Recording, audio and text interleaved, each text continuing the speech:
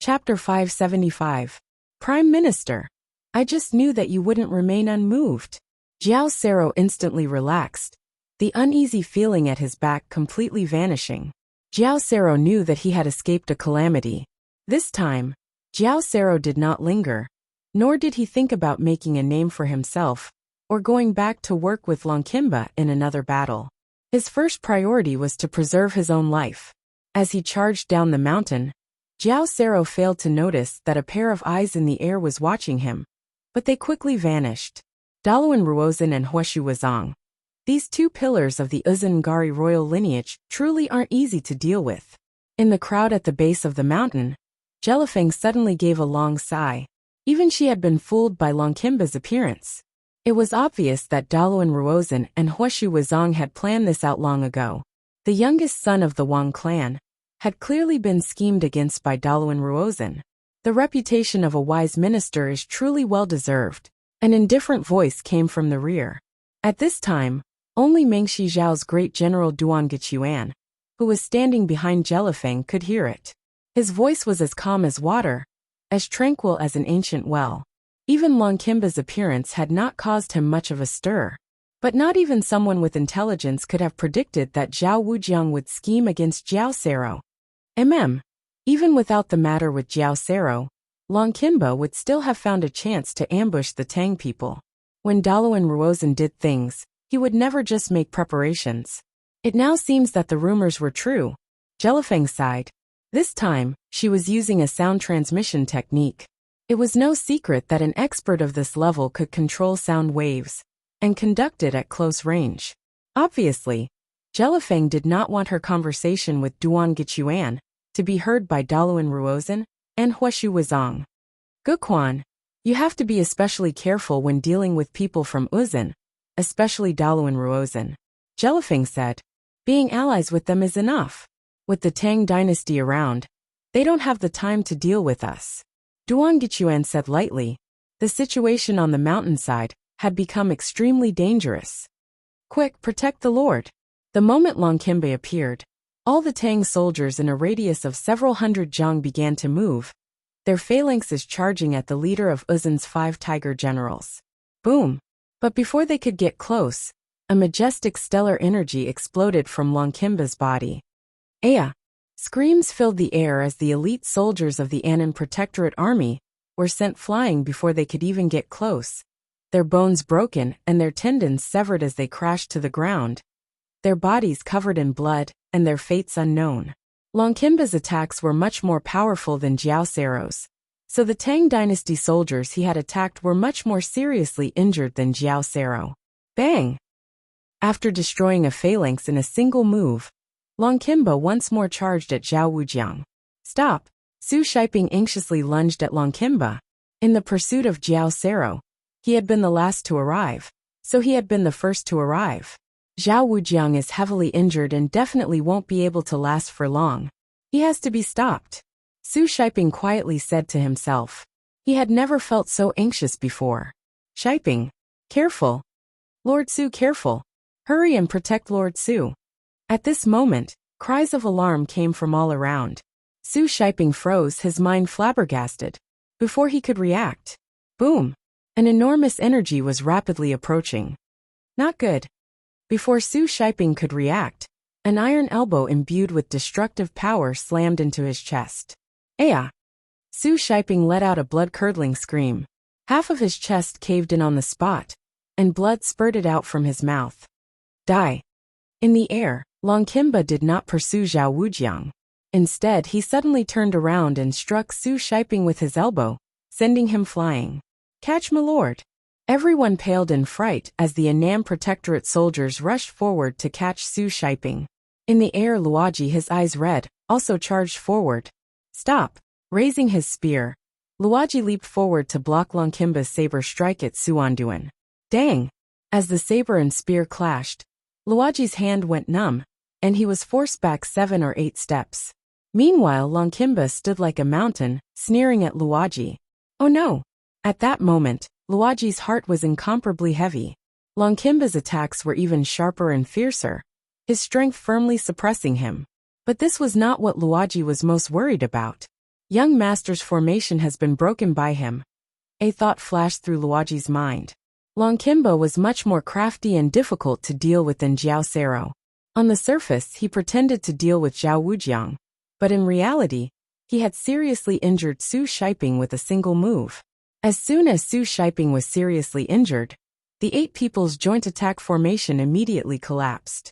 And without young master's formation, the Scythe of the Death God, everyone present, including himself, would find it very difficult to deal with the leader of Uzun's 5 tiger generals.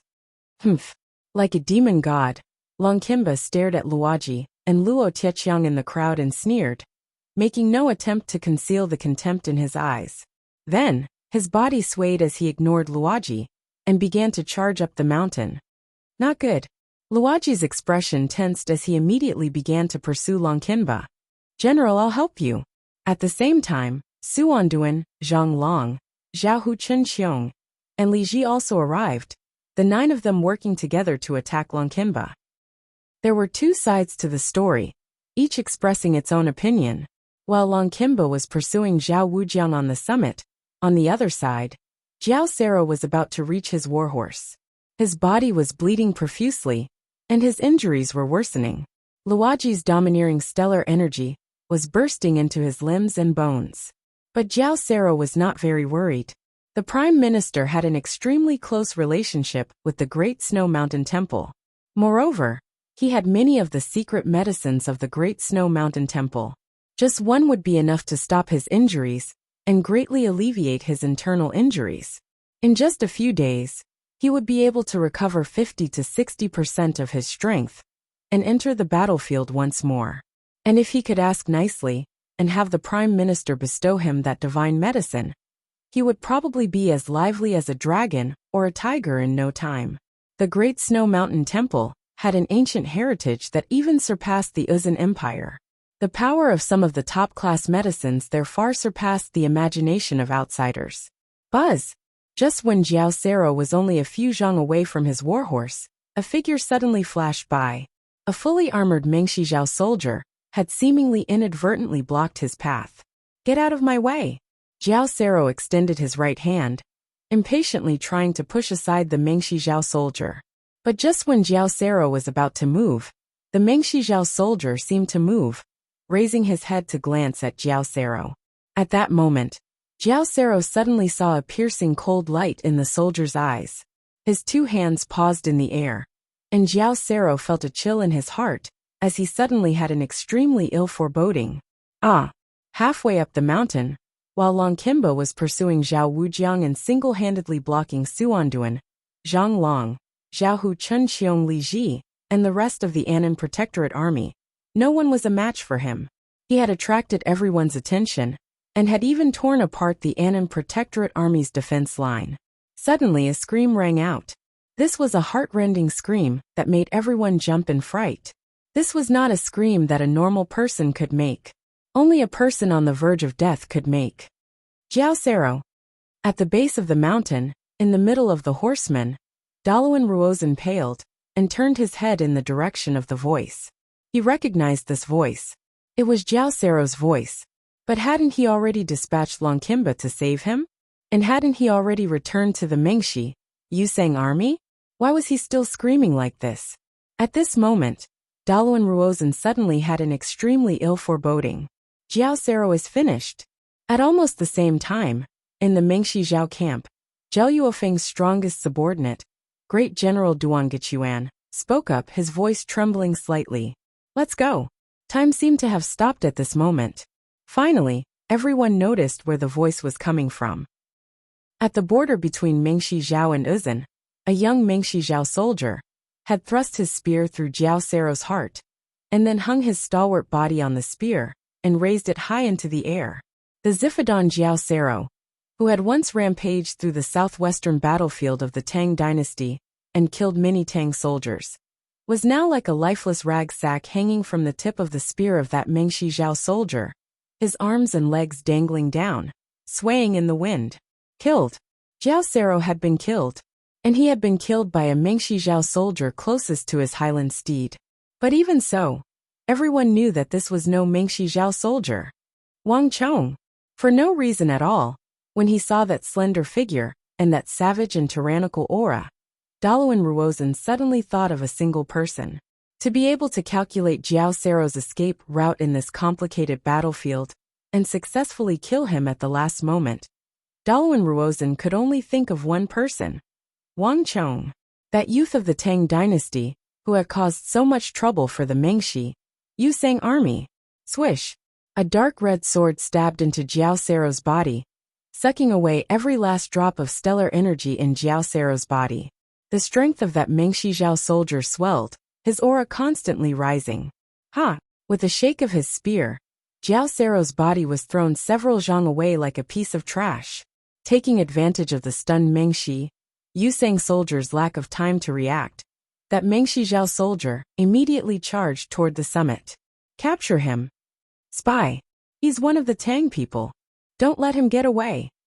Furious roars resounded through the heavens as all the soldiers of the Mengshi Yusang army roared in their own languages as they pursued that Mengshi Zhao soldier.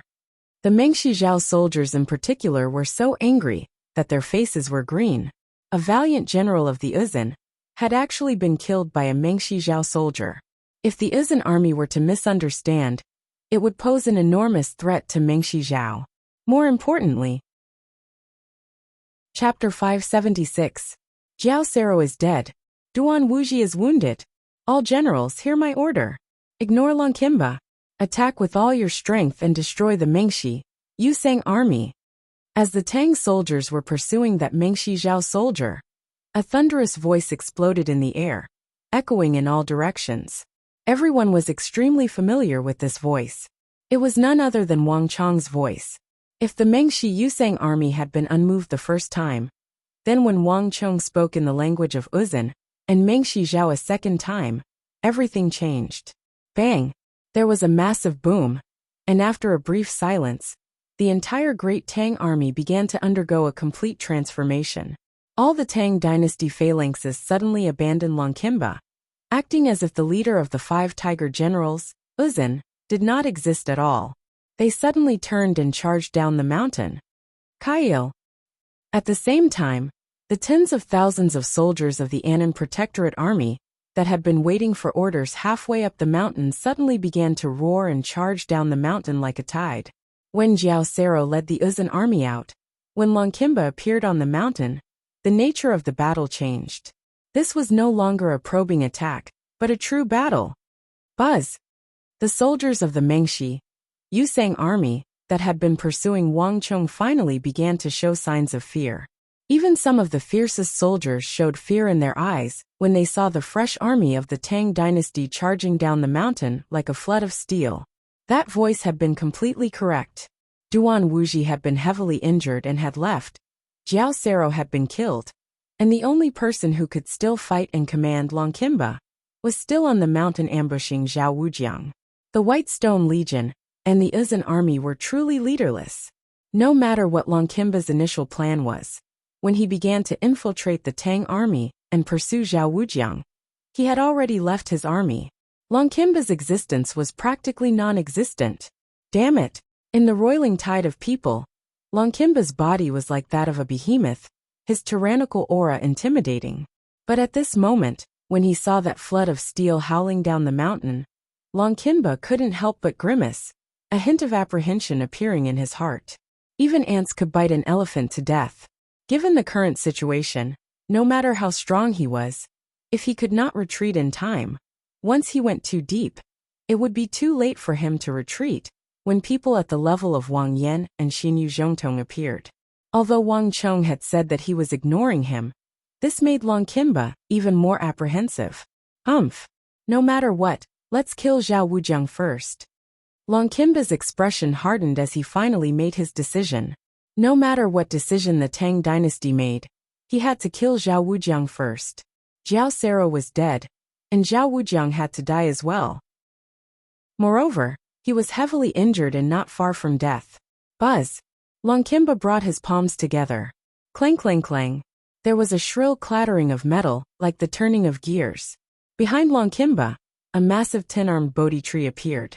The tin sword-like dark golden arms spread open like a dark golden sun, blooming in the void. At the same time, a series of grinding sounds came from under Longkimba's feet. Supported by the light of the black thorn, Longkimba seemed like a demon god. Boom! Longkimba's body swayed, and then a black storm swept through the area. Boom boom boom. Fierce winds swept through the area, sending Luoji Suanduan, the other core members of the Black Dragon Bandit, and even the surrounding warriors of the Annam Protectorate of the Tang dynasty were all sent flying.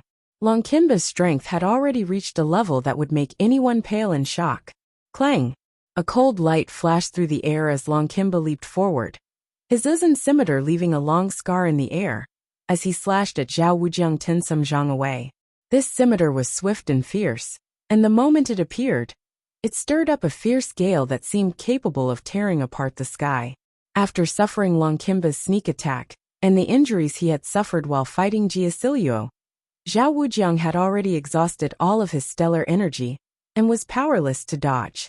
Just as Zhao Wujiang was about to die to Longkimba's scimitar, boom! There was a flash of light as a sword filled with stellar energy collided with Longkimba's scimitar. The enormous energy sent both man and sword flying back, but Longkimba's sure-kill strike had also been deflected off course. Thump thump thump. A muscular Annam Protectorate general was forced to take several steps back, the blood in his chest in turmoil. It was clear that he had suffered quite a bit. Lin Wuxiao, Luoji softly called out, a look of pleasant surprise on his face as he, Suanduan, and the other core members of the Black Dragon Bandit charged forward.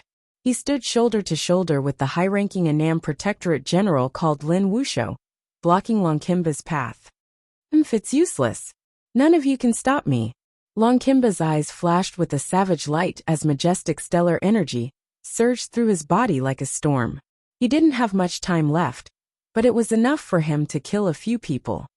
Luoji Suanduan, Zhang Hu attack his right ribs together. Lin Wuxiao, Sword of Annihilation, move the Baihui above your head 2 inches to the left. Just when Longkimba was preparing to go on a killing spree, he suddenly heard a voice. Boom! Before anyone else could react, Luoji was the first to react. Boom! In a flash of light, a halo appeared under Luoji's feet, and he instantly became one with his spear. The thick silver spear in his hand shot through the air and stabbed at Longkimba's ribs. Lin Wuxiao also reacted. Boom! A ray of light stabbed at Longkimba's head. My lord! Young master! The last to react were Su Shiping, Zhang Hu, and the other core members of the Black Dragon Bandit, finally recognizing Wang Chang's voice. Clang clang clang. The 7 of them shot forward, their woozy steel weapons stabbing at the muscular Longkimba. After the 7, the last to act was Wang Chong. Clang! A ray of light zigzagged through the crowd, and before anyone could react, Wang Chong had become one with his sword and used his strongest technique. Leaping Dragon Art. A massive flood dragon flew through the air like a bolt of lightning. When it reached a certain height, it suddenly shot down like a bolt of lightning, slamming into Longkimba's head. Boom! There was a heaven-shaking boom as Luoji's spear, Lin Wuxiao's sword, Wang Chong's leaping dragon art, and the attacks of Suanduan, and the others were all blocked by an invisible barrier. In a flash, a majestic and firm wall of stellar energy expanded from Longkimba's body. Hiss! Gasps could be heard, and all the Annam Protectorate warriors who saw this sight felt a chill run down their backs. Longkimba's stellar energy had reached an inconceivable level. Although he didn't have a tough avatar like the Zifidon Jiao Sero, he was able to rely on his thick stellar energy to achieve a similar effect. Swish! While everyone was stunned by Longkimba's powerful stellar energy, there was a flash of bloody light. Without the slightest warning, a sword chi pierced through Longkimba's stellar energy, heading straight for his head. In a flash, Longkimba's head tilted to the side, narrowly avoiding this fatal blow. The sword chi struck his back, and with a swish, a bloody wound appeared on his back, blood gushing out. Stellar Energy Piercer. Wang Chang's attack had actually triggered the rare effect of Stellar Energy Piercer. What sort of martial art is this? Longkimba roared. Even with his usual composure, he couldn't help but pale at this moment. Even though he had come from the Great Snow Mountain Temple and had seen many martial arts, he had never seen anything like this. His stellar energy had clearly blocked Wang Chong's attack, but that sword chi had inexplicably pierced through it. Not even Luoji had been able to do this, but the unworthy Wang Chong had. If he hadn't reacted so quickly just now, Wang Chong's stellar energy would have pierced his head. Bzz. Wang Chong didn't answer. His left hand suddenly reached for his waist, pulled out a sword, and thrust it at Longkimba. The more times the stellar energy piercer was attacked, the more times it would trigger. Although there was no way to determine the effect, there was one thing that could be confirmed. As long as one attacked 4 times, the stellar energy piercer would definitely trigger once. This was the best way to deal with a martial artist with thick stellar energy like Longkimba. It was also the only way Wang Chong could threaten him. But this time, before Wang Chong could strike, Longkimba pushed out his arms, unleashing a fierce and tyrannical wave of stellar energy that could topple mountains and overturn seas. Boom! The air exploded with a heaven-shaking boom. Wang Chong, Luoji, Lin Wuxiu, Suanduan, everyone was sent flying. Longkimba's strength had reached an inconceivable level. But this time, there was no joy on Longkimba's face, much less any of his previous composure. Damn it! This brat's skill in the art of war is one thing. But just where did he learn this bizarre technique?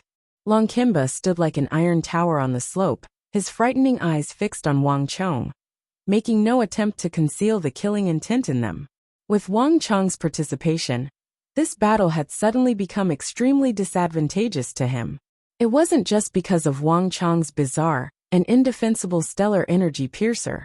More importantly, all of the places that Wang Chong had pointed out were weak points that he had yet to master.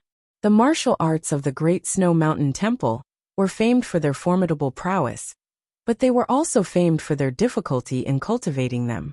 Longkimba had cultivated for 10 some years, and had long ago reached the level of major success, but he was clearly still some distance away from the level of perfection. And below his ribs, and at the top of his head were precisely the weak points that he had yet to master.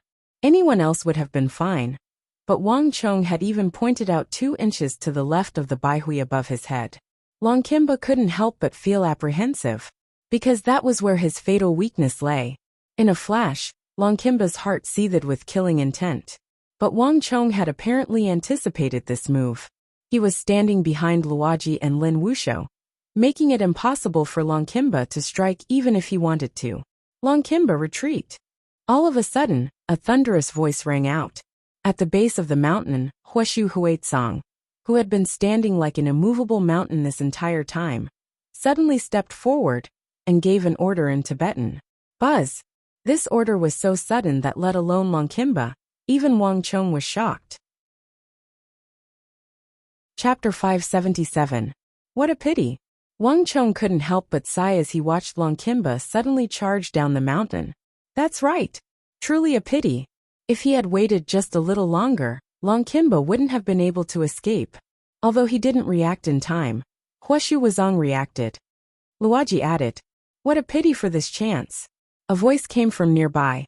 In the rear of the army, 50 some zhang from Wang Chong's group. One figure after another slowly walked out. Now that Longkimba had left, these people no longer needed to conceal their auras. Storm after storm of energy began to rise from their bodies. All of them had an aura that was not one bit inferior to that of Luoji or Lin Wuxiu. It was obvious that these people were the highest-ranking generals of the Annam Protectorate. The Annam Protectorate didn't have many other things, but it had the most high-ranking generals. If Longkimba had reacted just a little later, the 10 some generals working together with Wang Chong, Luoji, and the thousands of Annam Protectorate elites around them would have been more than enough to keep Longkimba here. Kail! Only after escaping from the battle, and hearing the roars of fighting, did they realize the thick aura of the battlefield. Without Duan Wuji, without Jiao Sero, and even with Longkimba's retreat, the remaining White Stone Legion and Uzun cavalry could no longer hold against the charge of the Annam Protectorate, and began to retreat down the mountain like the receding tide. Young master, what do we do now? Everyone turned to Wang Chong. If Huashu Wuzong wants to retreat, do you think he can retreat without leaving something behind? Wang Chong, still wearing the armor of the Mengshi Zhao soldiers, sneered as he looked down the mountain. In the previous defeat, the Mengshi, Yusang army had been so densely packed that they had reached the midpoint of the mountain.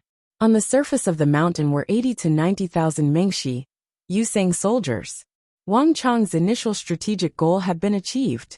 At a time like this, Huashu Wuzong would be underestimating him if he wanted his army to retreat easily. Activate the plan. Generals, return to your positions and begin the harvest. Yes, young master. That everyone had complete trust in Wang Chong. One by one they turned around and left. Even Luoji had left. At least Zhao Wujiang and Su Shiping, who were seriously injured, would be taken care of. Shouts and shouts could be heard from the base of the slope. The Tang dynasty soldiers charging down from the summit had already delayed a large number of Mengshi, Yusang soldiers. Almost there, Wang Chong smiled coldly, and then began the most important scene of this battle. Bang! Wang Chong raised his right foot high, and then stomped it down. Rumble! The entire world fell silent, and even time seemed to stop. As Wang Chong's right foot descended, ripples began to spread out from Wang Chong's foot. Wherever these ripples passed, the Tang dynasty soldiers showed no reaction. However, 100 zhang from Wang Chong, a Mengshi Zhao soldier's foot flashed, and a milky white halo suddenly appeared. Then a second, a third, a fourth. In the end, the halo spread from the entire White Stone Legion to all the Izan soldiers on the mountain. Without any warning, all the Mengshi, Yusang soldiers on the surface of the mountain suddenly dropped in strength, their cultivation dropping by several levels. What's going on here? Everyone paled in fright.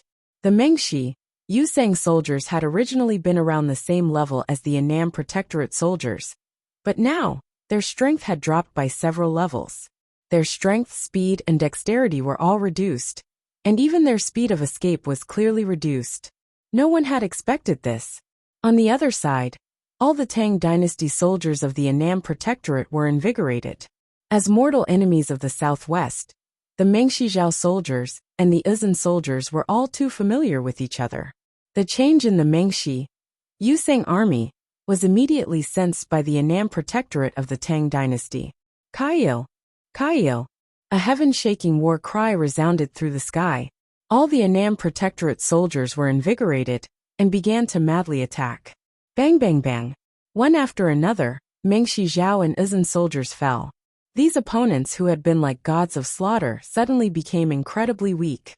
Their defeat and the massive drop in strength meant that in just a few moments, the Mengshi, Yusang army, had lost nearly 10,000 soldiers. Run! Panic spread through the Mengshi, Yusang army like a plague. Even the valiant Izan cavalry began to panic. Kill! The Mengshi, Yusang army fled in a frenzy while the Annam Protectorate soldiers pursued from behind. Corpses piled up on the ground, blood gushing out like rivers. There was no need for Wang Chong to direct or push the army. Daluan Ruozhen, let's see what you do next. With a cold smile, Wang Chong turned his back and began to stride toward the summit. At his side, the fully armored Tang soldiers surged forward like a tide. But when these soldiers got close to Wang Chong, they would automatically move to the sides. Young master! On the summit, Chen Shusun was completely convinced and respectfully bowed. This attitude was even more respectful than when he was facing Xinyu Zhongtong or Wang Yan. In this aspect, Chen Shusun was completely subservient to Wang Chong. Daluan Ruozhen had arranged for Long Qinzan to infiltrate the army in order to gain the upper hand by a show of strength and kill the great Tang commanders. But in the end, he had failed by a single move. Not only had his plan been foiled, he had even lost Jiasiluo. Jiao Sero had escaped calamity after calamity, finally retreating to the ranks of the Mengshi, Yusang army. He was only several zhang away from his mount, but in the end, he had still fallen in front of Wang Chong. From start to finish, he had never been able to escape Wang Chong's schemes. This valiant Izan general, who had killed countless Tang dynasty soldiers since the War of the Southwest, had ultimately fallen to Wang Chong. If Wang Chong had not killed him, who knew how many more people would have died at his hands? There's no need for such courtesy. Wang Chong waved his hand, taking off the Mengshi Zhao helmet from his head and tossing it to the side.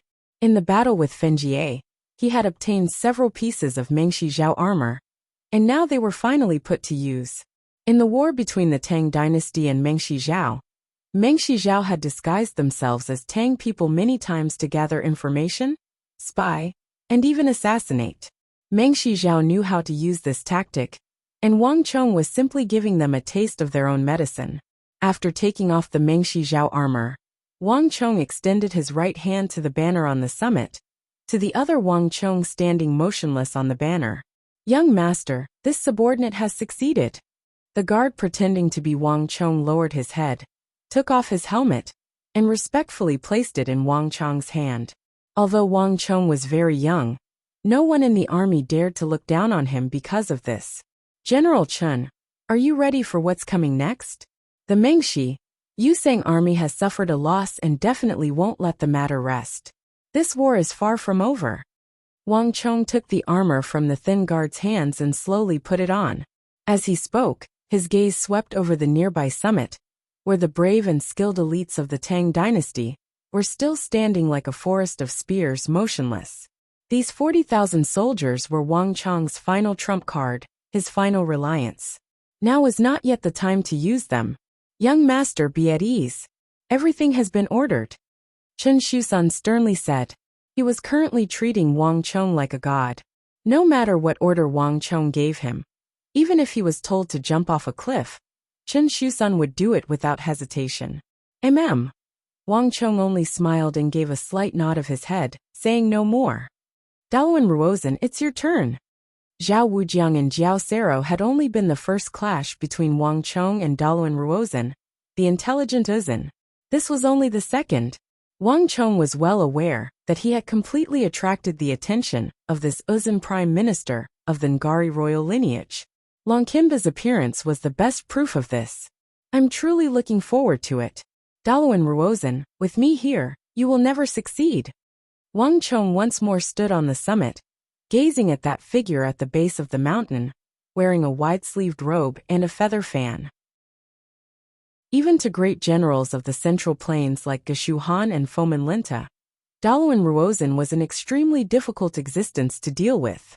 In the War of the Southwest, it was said that Uzun had moved south at the request of the king of Mengshi Zhao Jelifeng. But to Wang Chong, even without Jelifeng's request, Uzun would still have moved south.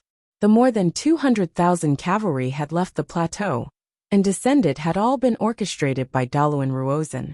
Huashu Wuzong was nothing more than a sharp blade in his hands. The southwest was far from his goal. Unlike Jelifeng, Daluan Ruozhen's ambitions were far greater, and what he wanted was far from what Jelifeng could give him. If no one came to stop him, Daluan Ruozhen would become a mortal malady for the Tang dynasty. "So come. This will be your final stop, Daluan Ruozhen." Wang Chong's robes flapped in the wind as he stared at that figure down the mountain, his eyes shining with a scorching light. Meanwhile, at the base of the mountain, Daluan Ruozhen stood in the midst of the fierce winds, every strand of his hair blown about in the wind.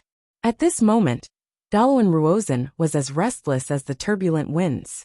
On the summit, large swathes of the Mengshi Yusang army were toppling like weeds, their corpses rolling down the mountain. This sight left everyone deeply stunned. At this moment, the 500,000 soldiers of the army could clearly sense the strength of the 100,000 soldiers on the summit. But it was different for Daluan Ruozhen. Daluan Ruozhen could sense a wordless challenge in the air. "He's challenging me." As Daluan Ruozhen gazed at that figure on the summit, his expression slowly turned grave. No one had ever dared to use this sort of method to challenge him on this battlefield. Not even Zhangqiu Jinxiong had done this. But this youth from the capital of the Tang dynasty had done it. Jiao Sero's death was not an isolated incident. This was a silent declaration and challenge. Chapter 578. All soldiers, hear my order. Prepare to attack. On the mountain, both the White Stone Legion and the Izan cavalry were being routed. At this time, even a fierce general like Longkimba was powerless. As countless soldiers of the coalition army were being cut down like weeds, Huashu Wuzong finally gave the order. "Wait a moment." Daluan Ruozhen suddenly came to his senses and called out to Huashu Wuzong. There's no need to send any more soldiers. There's no meaning in sending any more soldiers. Didn't we get a batch of celestial wolf bows from the Western Turks not long ago? Prime Minister means. Huashi Wuzong suddenly understood Daluan Ruozen's meaning. It's about time to use those celestial wolf bows. Have them enter the field. Daluan Ruozen said. This time, Huashi Wuzong did not object. Although Daluan Ruozen, as a civil minister, was somewhat overstepping his bounds by intervening in the war, Huashi Wuzong was well aware that this person had never been a purely civil minister. Even the military books of the Central Plains that Wang Chong had been obtained by him. Daluan Ruozen's method might not have been suitable at other times, but it was completely appropriate at this moment. It was just that his methods were a little cruel. Didn't you hear? Celestial Wolf Cavalry, hear my order. Prepare to fall into line. Huashi Wuzong's eyes flashed as he quickly made his decision. Galloped through the air, stirring up a cloud of dust. A few moments later, a fully armored Uzun cavalry galloped out from the vast army. Unlike the other Uzun cavalry, each member of this army carried a massive celestial wolf bow on their back. These celestial wolf bows were made from high-quality nanmu, each of them 4 to 5 feet long, and more than half their height. The gray wolf skin used to wrap the bow clearly indicated the bow's identity. Only the Western Turks, who occupied the steppe and desert lands of the northwest of the Tang dynasty, would use this bow.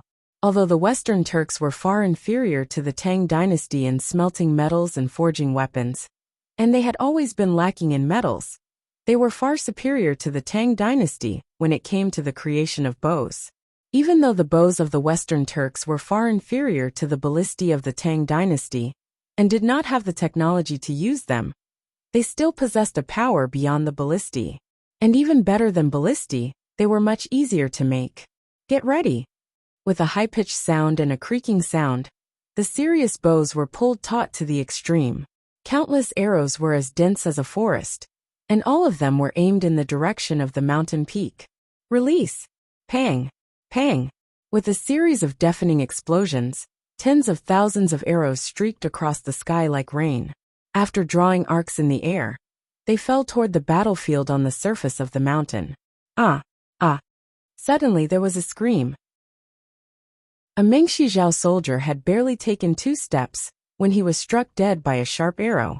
The arrow had pierced through his throat, pierced through his collarbone, and struck his organs.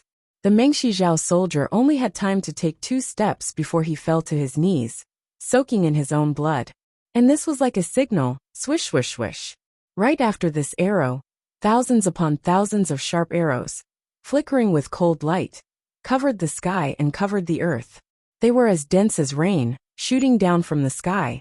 Mengshi Zhao's men, Uzun's men, Tang dynasty's men.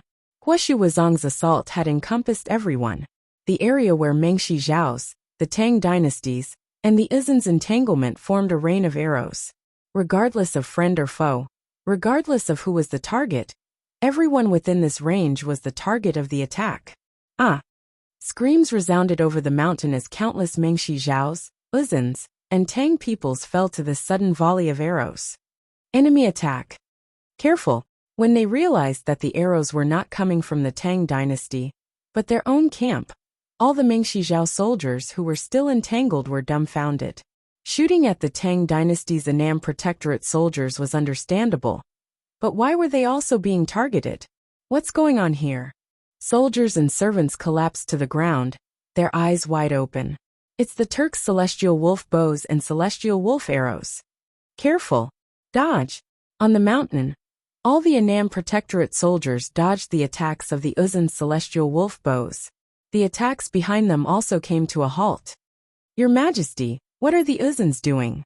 Have they gone mad? Why are they attacking their own people? Damn it, these madmen! Seeing the White Stone Legion soldiers falling to their own arrows, the eyes of the Mengshi Zhao generals turned red. The White Stone Legion soldiers had been the main force in this attack. The Uzun soldiers on the summit had only brought 10,000 some soldiers at most. The majority of those killed in this attack were Mengshi Zhao's. Moreover, the Uzun soldiers wore plate armor, the strongest in the region. Not even the armor of the Tang dynasty's Annam Protectorate could compare. much less the soldiers of Mengshi Zhao. The Uzun soldiers had always been few in numbers, and with the addition of plate armor, the casualties were even lower. Your Majesty, allow me to take some men to negotiate with the Uzun. Otherwise, I can take the army to rescue my brothers. The Mengshi Zhao generals were extremely excited to see the casualties on the mountain. There's no need. Jelifeng waved her sleeves, her expression extremely cold. With the White Stone Legion in such a state, it doesn't matter whether we send troops or not. The Uzun's method is the best one. Only with this method will we have the least casualties. Otherwise, the White Stone Legion will really be wiped out. Ah! The group of generals opened their mouths in shock. Your Majesty is right. This is indeed the best way now. A cold voice suddenly came from behind. Hearing this voice, the generals fell silent. It was fine if His Majesty said so, but even the great general said so, which meant that it was probably true. Jelifeng is indeed a good partner. On the other side, Daluan Ruozhen saw that the Mengshi Zhao generals had calmed down very quickly. He smiled and nodded. Although Jelifeng was ambitious, she had the vision of an ambitious person, and could see the essence of the problem at a glance. There were many things that didn't need to be said too much. As a partner and ally, Jelifeng was indeed very suitable. Get ready. The probing is over. Next, it's time for the real battle. As Daluan Ruozhen spoke, he slowly turned his head to look at Huoshu Wuzong.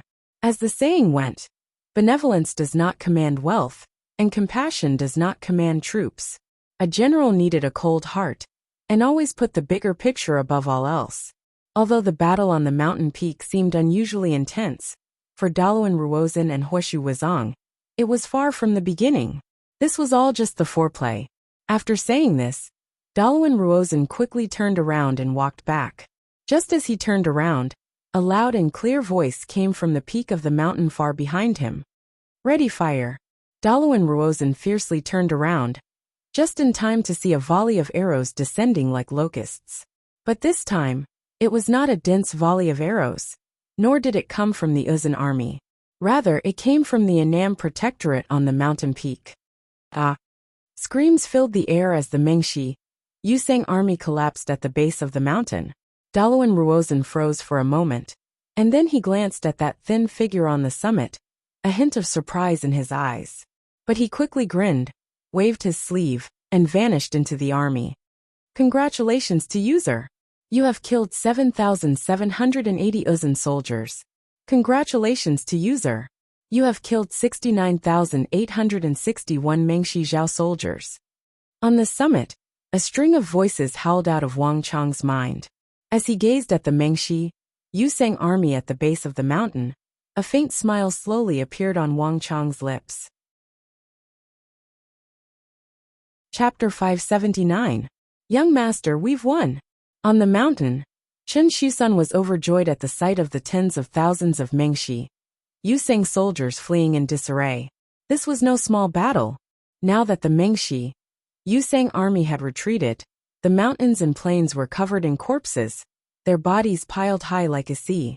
The war banners of the White Stone Legion were strewn across the battlefield, their corpses sticking out of the ground. This cruel scene was the best symbol of the Tang dynasty's victory.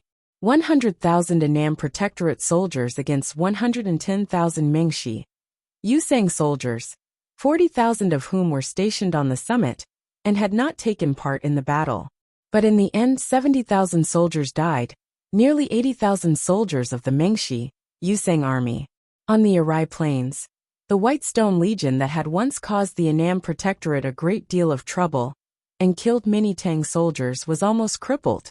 Even Duan Wuji had been heavily injured. To the soldiers of the Annam Protectorate, this was an unimaginable victory. And in this battle, the Tang dynasty had lost less than 10,000 soldiers. This was simply unimaginable to those who had experienced the cruel battles on the shores of the Arai. On the summit, the eyes of the guards flashed, their gazes on Wang Chong brimming with respect, even worship. Although Wang Chong was only a teenager, and his figure was extremely thin, in the eyes of the crowd, the voice of the youth before them seemed to be unprecedentedly majestic, as if it was a heavy mountain. Reporting, the old general has sent word. On the battlefield, one must not be arrogant and conceited. He hopes that Milord can guard against arrogance and continue to maintain it. Reporting. Lord Protector General, a message has been sent. Young Master's achievements are obvious to all. This seat will report everything that happened today to the Imperial Court and recommend Young Master. 2 messengers with banners on their backs appeared on the summit one after the other, passing on the will of the 2 highest commanders of the Southwest Army. Hearing these words, Wang Chong subconsciously turned around and looked at the dense and motionless army not far away from the mountain peak. Although the summit was crowded with soldiers, Wang Chong was still able to recognize the backs of his father and Anan Protector General Xin Yuzhongtong at a glance. The 2 of them, one on the east and one on the west, faced each other with their backs to him.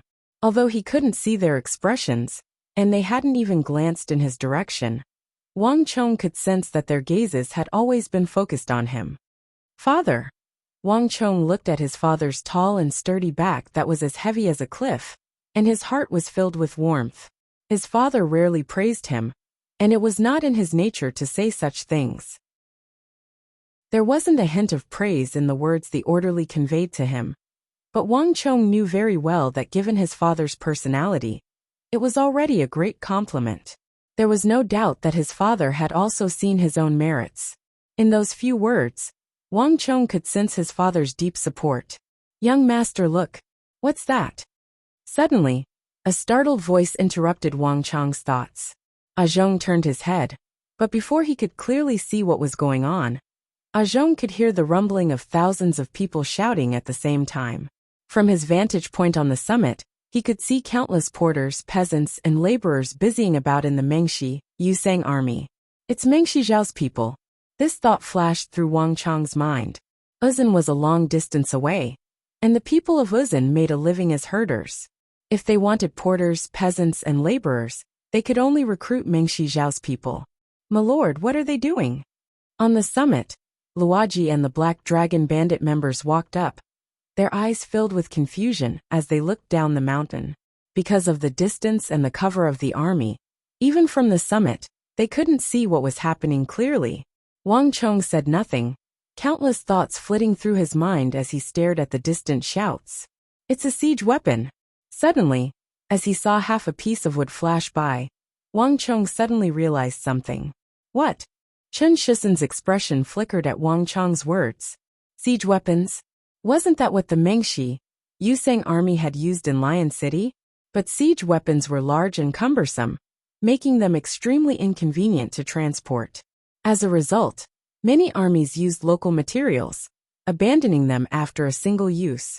But there weren't any large siege weapons in the area, much less any trees that could be used as materials.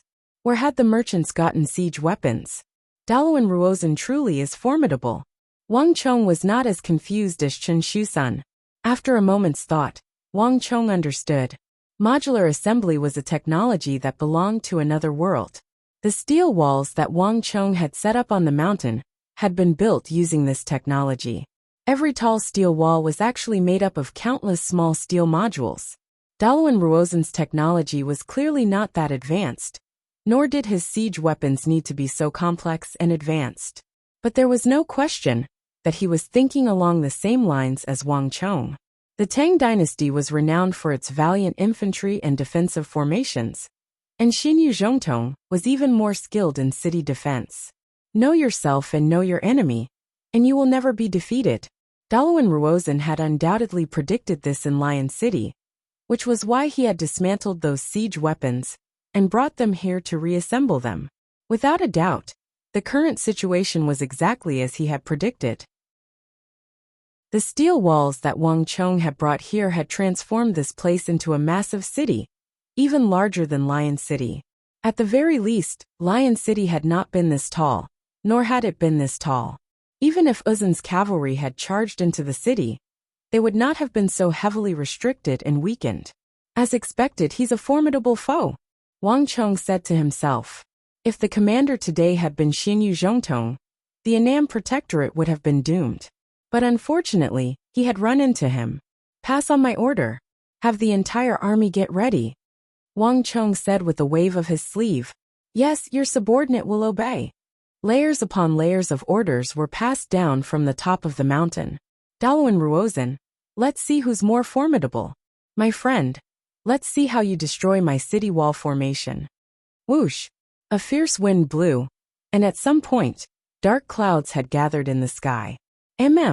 These dark clouds shone over the Annam Protectorate and the mountain. Winds foretold a storm, and at this moment, the great Tang army was deathly still. Deep within the enemy army, the shouts and chants were growing more and more ear-piercing. A stifling atmosphere pervaded the air. Although the war had come to an end, at first it was already over. But the tension that followed was simply suffocating. Rumble. After what seemed like an instant but also like countless eons, there was a flash of light from the Mengshi, Yusang army. A massive ball of fire rose up from the enemy ranks like a blazing sun.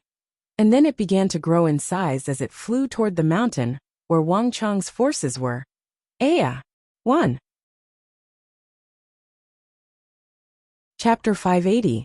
But before any of the fireballs could hit the ground, massive fireballs began to rise up from the rear of the Mengshi, Yusang army, and then they began to fly toward the mountain where the Mengshi, Yusang army was located. Time seemed to slow down countless times as the massive fireballs floated in the air, slowly making their way toward the summit like snails. 1, 2, 3, 4. Dozens of huge fireballs were scattered all over the place, interweaving into a scorching sea of fire in the sky. Even the dark clouds in the sky were dyed with a layer of red light. Enemy attack. Dodge. A wave of screams came from the summit. Even though all the soldiers were dumbfounded by this sight, all the commanders, the high-ranking generals, the small groups of 5, 10-man squad leaders, 5-man squad leaders, all of them maintained absolute calm. Everything that could possibly happen had already been transmitted down layer by layer from the top of the mountain. Although no one had expected Mengshi Zhao and Uzun to attack in this manner, Wang Chong had already made detailed plans to deal with the possibility of a siege attack or a rain of arrows. Everyone dodge. Pay attention to concealment. Voices that were full of energy and sounded like a great bell rang out one after another on the surface of the mountain range. Rumble. In an instant, all the Tang dynasty soldiers reacted. Using square formations as units, all the Tang dynasty soldiers charged toward the massive steel walls of the mountain. The mountain had always been sloping, and Wang Chong's modular steel walls had even been equipped with horizontal bunkers. At this moment, all the steel walls immediately revealed their other function. Boom! A huge fireball fell from the sky and heavily crashed into the mountain behind them. Smoke and dust rose everywhere, and the flames raged. The rolling dust rose more than 10 feet high, and the whole mountain trembled violently under this attack. Feeling the power of this attack, everyone's expression changed. The power displayed by this fireball was enough to instantly turn any soldier of any level into ash. No true martial realm warrior could withstand such a blow. Even a high-ranking captain like Suanduan might not be able to withstand it. On the mountaintop, Luoji and the other generals of the Annam Protectorate also changed their expressions. This kind of attack from Uzun's people was enough to pose a threat to generals of their level. Each of those huge fireballs weighed thousands of kilograms. Falling from such a great height, one could only imagine how powerful they were. However, this was only the beginning. Boom! Boom! Boom! Time seemed to have sped up at this moment. Countless huge fireballs fell from the sky. Boom! A huge fireball fell from the sky and smashed into a steel city wall that was several meters tall. The incomparably hard steel city wall caved inwards, and a huge depression instantly appeared. The immense power contained in the fireball even caused the entire steel city wall to sway and tremble violently, as if it would be overturned at any moment. These fireballs are too powerful. Behind the steel city walls, the Tang dynasty elites all paled. They felt like these massive fireballs could topple over the steel city walls at any moment, pulverizing the soldiers hiding behind them. Young master, watch out. On the summit, a massive fireball suddenly descended from the sky, hurtling toward Wang Chong. Chen Shusun was alarmed and immediately pushed Wang Chong away with a palm. Rumble! The fireball struck a spot several zhang behind Wang Chong, sending a rain of fire mixed with shrapnel exploding in every direction. The place where Wang Chong had been standing was now a massive pit, its interior scorched black, billowing with thick smoke. Arabian fire oil. A powerful ring of stellar energy, as tough as steel, enveloped Wang Chong, blocking out the rain of fire and shrapnel. Wang Chong quickly retracted his stellar energy and walked out, his expression grave as he gazed at the still burning pit in the ground. Arabian fire oil was a product of the Far West, a product unique to Arabia and Spazinu. Based on Wang Chong's memories, this product was still a small-scale existence that had not been fully developed. Even Arabia and Spazinu probably didn't have much of it. Uzun was located on the plateau, separated from Arabia and Spazinu by Sindhu.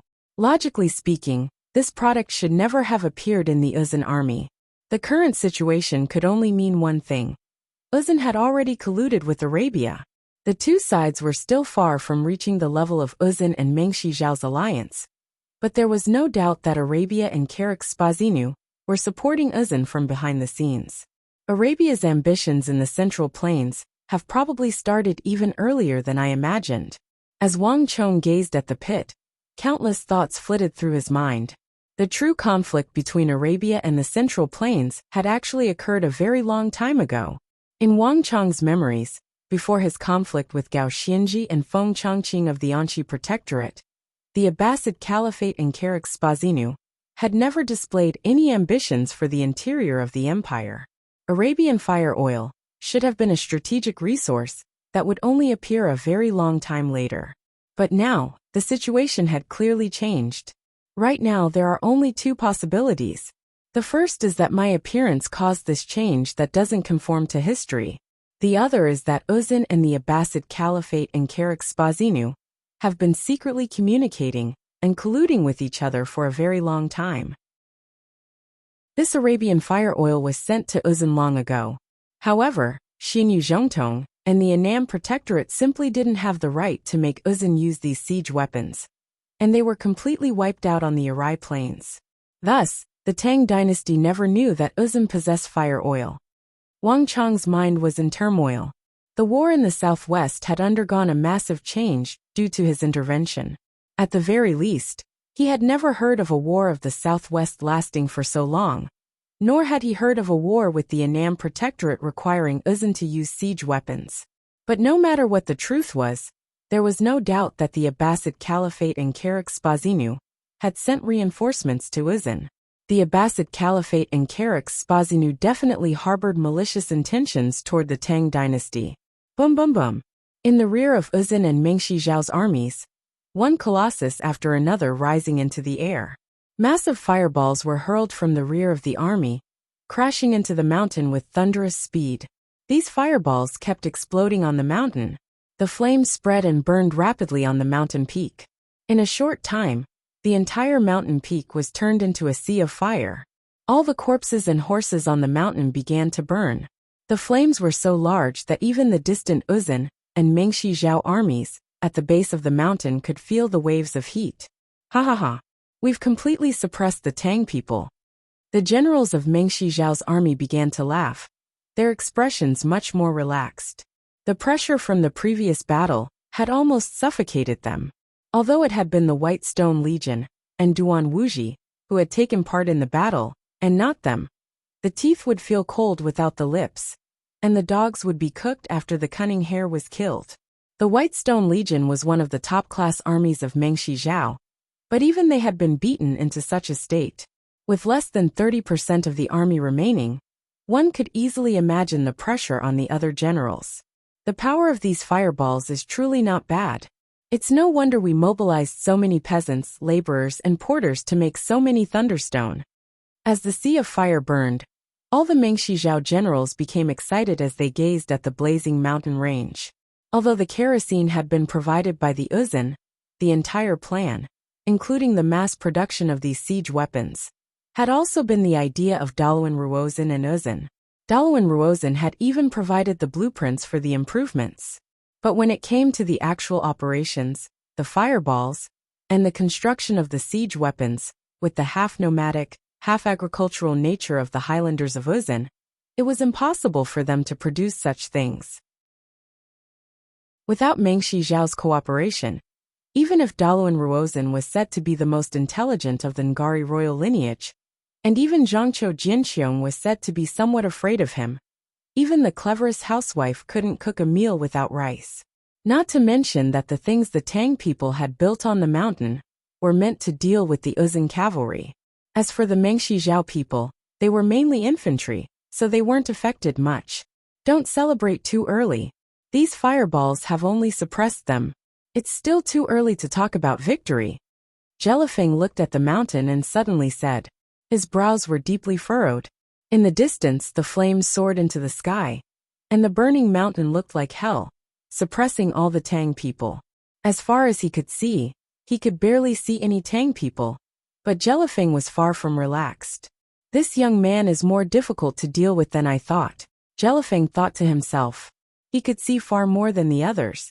The mountain in front of him was a sea of fire, and he could hear the shrill cries of death from time to time. But if he thought about it carefully, the number of Tang people who actually died in the fireball attacks was actually much fewer than he had imagined. The actual lethality of the fireballs was unbelievably low. In such a dense rain of fire, it was inconceivable that the 100-odd siege weapons that Uzhen and Meng Shijiao had spent a great deal of effort to build would die in such a battlefield. Zhao gaze swept over the mountain peak, then quickly returned to the steel walls that were scattered like stars in the sky and covered the entire mountain like fish scales.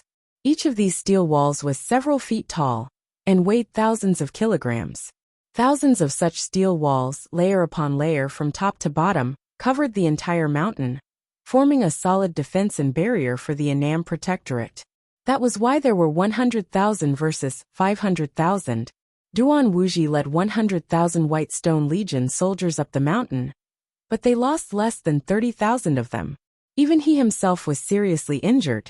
Thinking back to yesterday, when it was raining cats and dogs, this place was actually bare. But today, it was only a day's delay. In just one night, these magnificent steel walls appeared like a miracle. Chapter 581. Lion City, a strange art of war, and those steel fortresses on these mountains. Jelifeng had no idea how many more secrets this Tang dynasty youth had on him. How many more unknown things he was hiding. Everyone says that Wang Jiuling is the pillar of the Tang dynasty. As long as Jiuling doesn't fall, the Tang dynasty won't fall. I didn't believe it before, but now it seems that if we want to deal with the Tang dynasty, we first have to eradicate the Wang clan. Jelifeng slightly closed her eyes, an irrepressible killing intent surging in her heart. He had met Duke Jia once when he was in Shangjing, but at the time, she had only met him briefly. She had always felt that his face was mediocre and only so.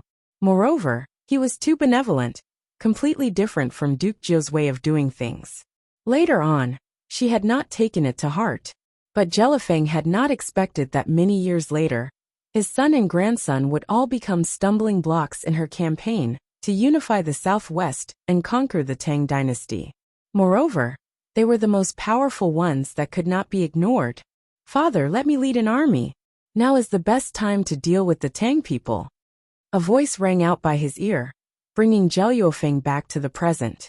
Fenjie was seated on the back of a majestic white horse, his eyes spitting vengeance as he stared at the summit.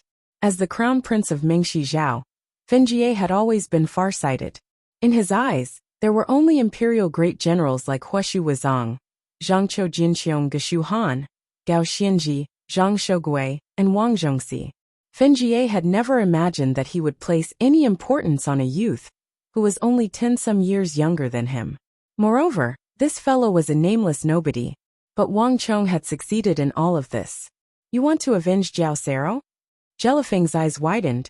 Although she showed no emotion on her face, she felt a deep displeasure in her heart. Jiao Sero was one of Uzhen's people. No matter how close Fenjie was to Jiao Sero, this fact would not change. If someone were to say that Jiao Sero was seeking revenge, it should be the people of Uzhen, not the crown prince of Meng Shijiao Empire. This was simply putting the cart before the horse. If Fenjie was willing to lead the people of Meng Shijiao into danger for the sake of a valiant general from a foreign country, then he truly would have to reconsider who the future successor to the Mengshi Zhao Empire would be. Yes, father, but not all of them. Fenjie stared blankly for a moment before sternly replying. Oh. Zhao Yuo's brows twitched, and his expression relaxed. Imperial father, my relationship with Jiao Sero is a private matter, and I can distinguish between public and private matters. If Jiao Sero had died somewhere else or for some other reason, even if this child wanted to help, he would have done so alone. But this time, our Mengshi Zhao is fighting against the Tang dynasty. Jiao Sero died on the mountain while helping us attack the Tang dynasty. His death was not a private matter, but a public matter. Jiao Sero died for the public, so I, Fenjie, am absolutely duty-bound to avenge him. Fenjie's words caused both Jelifeng and Duan Gichuan to instantly have a whole new level of respect for Fenjie. Not bad. For you to be able to think of this, your father's high regard for you is not in vain. However, it is not our turn yet. In our previous contact, we have already probed and nearly lost the entire White Stone Legion. Now it is Huashu Wuzong and his Izan army's turn. It's not that I don't want you to avenge Jiao Sero, but now is not the time for you to do so. In the future, we will have even more opportunities to cooperate with Uzan. You must learn to look further and see a higher level. Jelifeng said. Your Highness the Crown Prince, even if you want to help, appearing at this time will only make things worse. It will make Uzan think that we are looking down on them. This will only be detrimental to our future cooperation. Duan Gichuan also spoke up from behind. It was like he didn't exist, forever standing in Zhao Yuofeng's shadow. Just look at Uzan's side and you'll understand. Fenjie turned his head and saw a fierce Uzan general at Huashu Wuzong's side. A saber hanging from his waist in one hand, bowed and then walked out. Although he was short, not even Mengshi Zhao, let alone the Tang people, this Uzan general exuded a fierce aura that was like the wind or fire, like the mountains or the sea. It's him. But the aura exuded by this Uzan general was like the wind or the fire, like the mountains or the sea, a stark contrast to his short stature. It's him. Fenjie's mind jolted as this thought flitted through his mind. In this battle, almost all of Huashu Wuzong's generals had been killed or wounded. Of the 5 tiger generals, only the strongest Longkimba remained. But this didn't mean that he didn't have any soldiers under his command. The people of the plateau like Uzan were completely different from Mengshi Zhao and the Central Plains. The fact that their empire was divided into 4 royal lineages that controlled 4 major regions was strange enough. But what was even stranger was their foundation and base.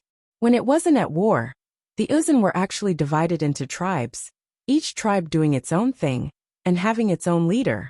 Normally, they weren't subject to any jurisdiction.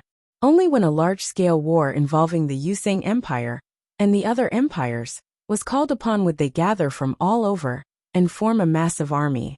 In normal circumstances, if this method was used, whether it was the Tang dynasty or Mengshi Zhao, their morale would crumble, and they wouldn't be able to fight at all.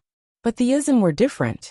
Their people were valiant, and they took pride in fighting in fierce battles, even more so than the Turks. The Turks were fierce by nature, while the Uzan revered ferocity and longed for war. The two were completely different, but their fighting prowess was equally outstanding. Thus, the fighting prowess of the Uzan soldiers was not affected in the slightest. Their fighting prowess was on the level of an army. Moreover, although the tribes of the Uzan Empire were usually scattered throughout the lands, their way of life was not very different from that of an army.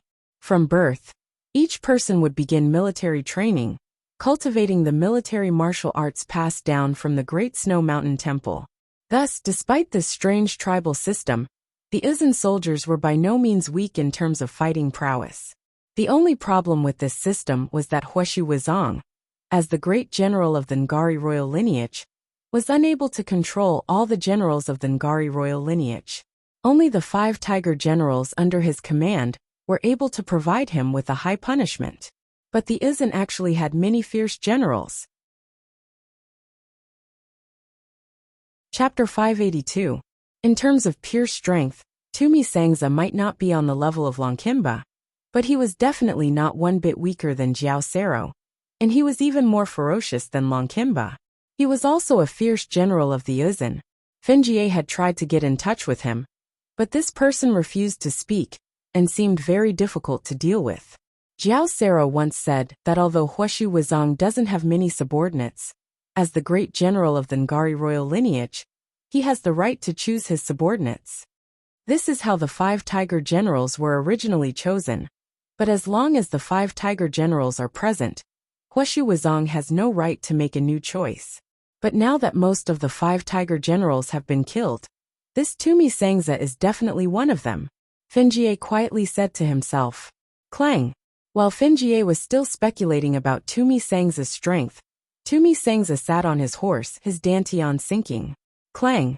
With a metallic clang, a massive black halo of thorns descended and spread to the entire army. This was not the halo of fortress that the Uzun were accustomed to, but a pure and powerful offensive halo. Soon after, Tumi Sangza reached out with his hands and slowly pulled out 2 curved scimitars. Attack! Rumble! Tumi Sangza took the lead, charging forward without the slightest hesitation. Behind him, the thousands of Uzun cavalry roared as they transformed into a black flood of steel.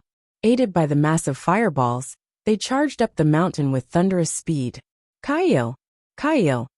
Behind him, the thousands of Uzun soldiers swiftly spread out into formation. 1 echelon, 2 echelons, 3 echelons, hundreds of echelons aimed at the gaps between the steel walls and charged up the mountain. This time, there were no Mengshi Zhao soldiers on the mountain, nor were there any of the Tang people's shield men. There was nothing left to stop the hooves of the Uzun cavalry. The victor is king, and the loser is a thief. Those who retreat die. Tumi Sangza's killing intent soared to the heavens as he led his vast army up the mountain. Kaio! Kill! Kill! That under the attack of the huge fireballs that were as dense as rain, the entire mountain was shrouded in a sea of fire. The Annam Protectorate was almost suppressed to the point that it could not even lift its head. The army led by Tumi Sangza was like a sharp blade stabbing towards the Tang people. Although Wang Chong had hidden nearly 100,000 soldiers on the mountain, they could not unleash their full power at this moment. Now let's see how the Tang people deal with it. Feng Zheluo, Duan Gichuan, Fenjie, Huashu Wuzong, Longkimba, and all the other Mengshi, Yusang officers in the army were focused on the mountain. The first wave of probing had ended, and now it was time for the real attack. Although the commanders of the Annam Protectorate were Wang Yan and Xin Yuzhongtong, everyone now knew that the only person who could truly threaten the Mengshi, Yusang army, was that youth on the summit. Aim the fireballs at the midpoint of the mountain, and divide the front and back, so that the Tang people can't send any soldiers. Kill all the Tang people below the midpoint of the mountain, and then deal with the army on the summit. I'd like to see just what this youth will do next. In the rear of the army, where the massive siege weapons were erected, Daluan Ruozan stood, his gaze locked with Wang Chong on the distant summit. Last night, he and Huashu Wuzong had come up with all the offensive plans. Wave after wave of attacks would come like a tide, and they would continue until the Tang people's army was drowned out, and the remnants of the southwest were destroyed. This plan could not be said to be his, nor could it be said to be Huashu Wuzong's. It was the crystallization of their wisdom, Huashu Wuzong's military strategy, and his own intellect. This was a tacit understanding that the two of them had developed over a very long time. Long ago, the two of them had relied on this method to subdue the ambitious Zhangqiu Jinxiong and his 180,000 Annam Protectorate. Now, Zhangqiu Jinxiong had been transferred to the capital, and his target had been that teenager on the other side of the mountain. 50 zhang, 30 zhang. The distance was getting shorter and shorter, but there was still no sign of activity on the mountain. When the distance was only 20 zhang, rumble. Suddenly, a rumble came from the mountain. Just when the Uzun cavalry were about to charge up the mountain, the Annam Protectorate soldiers suddenly appeared in the gaps between the steel walls. At the same time, a huge steel object was pushed out. Barricade. The Uzun soldiers' eyelids twitched at the sight of the metal object that had suddenly been pushed out. The object that had suddenly been pushed out was a massive steel platform. On the inclined surface of the platform were rows of long, chilling teeth that looked like the sharp teeth of a giant beast. All of them were aimed at the foot of the mountain. Thousands of these heavy steel barricades appeared in everyone's field of vision, circling around the mountain. This is impossible. The army had already charged to the foot of the mountain. Seeing these heavy metal barricades, even the ferocious Tumi Sangza couldn't help but pale. He had clearly seen the battle from the foot of the mountain. Duan Wuxia had led so many warriors of the White Stone Legion, and Jiao Sero had led 10,000 cavalry.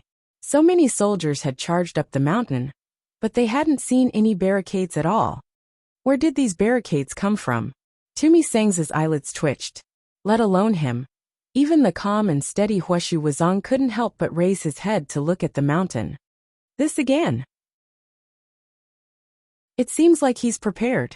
The steel walls had been created by Wang Chong overnight, and now, in front of everyone's eyes, he had created these heavy barricades. Huashu Wuzong was rarely moved by anything, but the fact that Wang Chong had been able to create these heavy barricades in such a short time without anyone noticing, even a great general like Huashu Wuzong couldn't help but be moved. There was no doubt that Wang Chong had been prepared. Huashu Wuzong had fought for so long in his life, and encountered all sorts of formidable opponents. But this was the first time he had encountered such a difficult opponent. Alas, my opponent is Tumi Sangza. A sharp light flashed through Huashu Wuzong's eyes, but he quickly regained his composure. At the same time, as if in response to Huashu Wuzong, Tumi Sangza roared. Do you think this will work? Childish. Break for me. When everyone's speed slowed down in front of the barricades, Tumi Sangya gave a loud shout, his entire body erupting with a majestic aura. His speed did not slow down but instead increased, allowing him to stand out from the crowd. Rumble. The earth quaked, and invisible ripples spread out in all directions from Tumi Sangza. These black ripples seemed to have a life of their own. Through the void, they wrapped around the steel walls and the barricades. Black Iron Jin, get up. Tumi Sangza's eyes turned sharp as he roared and slammed down. Rumble. Boom. The entire mountain seemed to tremble. In front of everyone's eyes, the air became blurry, and huge steel walls that weighed several thousand jin, and were nearly as tall as two people suddenly collapsed inwards, shrank and twisted. Roar. In front of both friend and foe, within a radius of several dozen feet around Tumi Sangza, four massive steel walls suddenly rose from the ground and transformed into four steel giants that were several dozen feet tall. Thick arms, huge heads, and terrifying strength. A storm-like aura emanated from these four steel giants. In a flash, everyone, including Wang Chong, who was supervising the battle from the summit, slightly paled. No one was more shocked than Mengshi Zhao's crown prince Fenjie.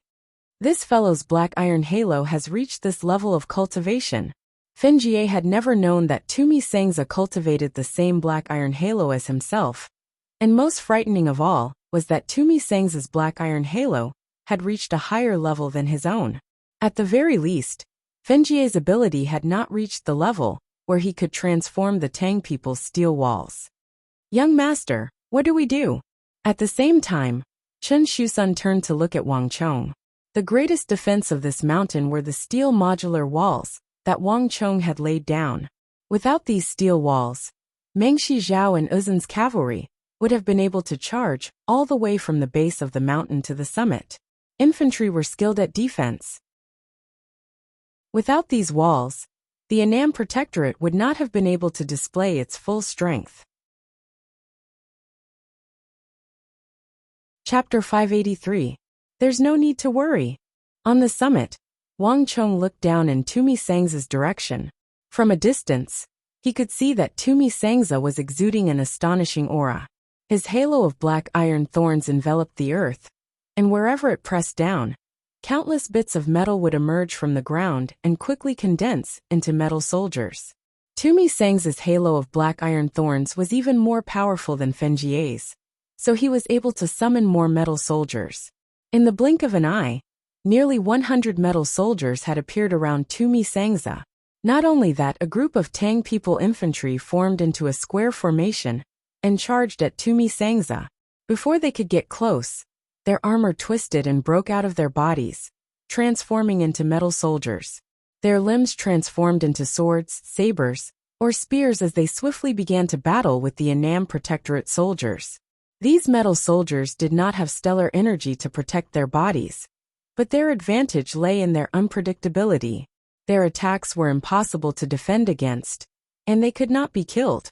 In a few short moments, before Tumi Sangza had even attacked, the metal soldiers he had summoned had thrown the battlefield into chaos. But most frightening of all was the damage that Tumi Sangza's halo of black iron was doing to the steel walls. Under the effect of Tumi Sangza's halo, the towering steel walls began to warp and transform into massive steel giants that charged up the mountain. Bum bum bum. Giant metal fists smashed down from the sky, each fist carrying the weight of 1,000 June, causing dust to roil and the earth to quake. After the Battle of Arai and the Battle of Lion City, the remaining Tang elites could not even take a casual blow from these metal giants. A casual blow from these metal giants, a smash, a fling or a collision, would cause all the Annam Protectorate soldiers in front of them to scream and fly into the air. Not a single person on the mountain was a match for them. And Tumi Sangza was still summoning even more of these metal giants, working with the massive fireballs descending from the sky to suppress the Tang soldiers. It appeared that Wang Chong's painstaking preparations were about to be destroyed. But even so, Wang Chong still had a smile on his lips, his expression calm. Although I don't know the origins of this in general, or how he managed to cultivate such a powerful black metal halo, if he thinks that this is enough to destroy the steel walls I brought from the capital for this battle, then he's far too naive. Chen Shusun was dumbfounded, his face blank. To a certain extent, he had watched Wang Chong grow up. But at this moment, as he gazed at the smiling youth at his side, his every movement composed and imposing, Chen Shusun felt somewhat unfathomable. Although he was much older than Wang Chong, these steel modules have sturdy inscriptions on them. Every steel wall has sturdy inscriptions of various sizes. There are at least thousands of them. If that foreign general only wanted to transform 4 steel city walls, it would be fine. But if he wanted to twist all the steel city walls into his iron men, that would be wishful thinking. He's too naive, Wang Chong indifferently said as he looked down the mountain. Although he was young, Wang Chong's experience, vision, and knowledge left even a veteran general like Chen Shusun in the dust.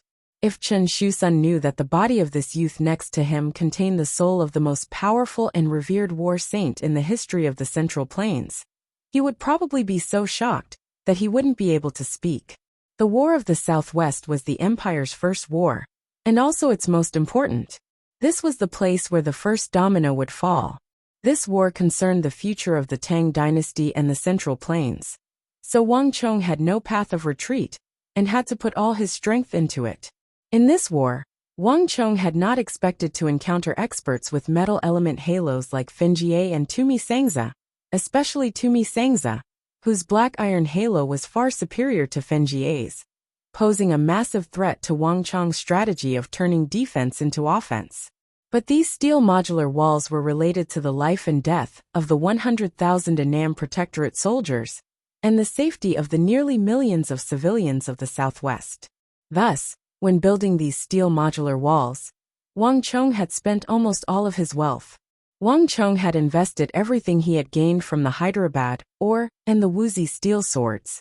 Not only that, in order to obtain enough money, Wang Chong had even sold the majority of his Spirit Vein Mountain, causing all the great clans of the capital, the rich and powerful, and even the scions of the imperial household to go crazy. The enormous wealth accumulated from these things was enough to make Wang Chong one of the wealthiest people in the empire. He had more than enough money to build a few cities like Lion City. But in the end, Wang Chong had invested all of it into these steel modular walls. Inside each seemingly ordinary steel city wall, each inch of narrow steel was added with a large number of inscriptions of various sizes when it was cast. Almost all the inscription masters of the capital had been summoned by Wang Chong to participate in this unprecedented operation. This sort of operation had never appeared in the capital before, and no one had ever done it before. One could say that the price of these steel modular walls was far beyond the imagination of ordinary people. This was an operation of wealth. Wang Chong did not have the manpower to change the course of a war, so he could only work from the aspect of wealth. If Tumi Sangza wanted to deal with Wang Chong, if he wanted to turn this mountain of steel walls into ash and create the steel army he desired, he first had to overcome the countless toughening inscriptions of various sizes that Wang Chong had added to the steel walls. Although this was no problem for someone of Tumi Sangza's abilities, it was impossible to accomplish this without paying a price. Buzz! The air twisted and blurred. Wherever Tumi Sangza's halo passed, the steel walls at the base of the mountain would twist and deform, as if they were alive. This time, Tumi Sangza's halo of black steel had enveloped at least 10 steel walls. If he could do this, not only would the mountain gain 10 steel giants of boundless strength that could never be killed, a massive hole would also be torn in the Annam Protectorate's defenses. But a moment later, Tumi Sangza's face paled as if he had been dealt a heavy blow, beads of sweat appearing on his forehead. And to his left and right, the steel walls that were on the verge of being deformed by Tumi Sangza's halo instantly returned to normal, as if their connection to Tumi Sangza had been severed. The process of transforming the steel giants had been severed. Although they were still a distance away and massive fireballs were crashing down, Chen Shusun quickly understood that Wang Chong was correct when he saw Tumi Sangza's pale face turn to the summit, as if he had seen a ghost. He really can't transform them. Chen Shusun's mind trembled as he suddenly understood. Not even a great general of Hueshu Huaitsong's level might be able to transform all the steel walls I brought into metal element metal men, much less this foreign general. With his abilities, for steel giants was probably his limit. In the future, each additional steel giant he summons will consume a vast amount of stellar energy. If an expert of his level is willing to do this, I would welcome him with open arms. Wang Chong smiled. In front of the mighty war saint, no one could be so calm and relaxed. Not even Dalo and Ruozan could do such a thing, much less these foreign generals. War had to be fought step by step. If Uzan and Meng Shizhao hoped to defeat him like this, it was impossible. On the other side, Tumi Sangza clearly understood this principle and quickly changed his strategy. Roar! That with a heaven-shaking roar, pitch-black halos exploded from beneath Tumi Sangza's feet.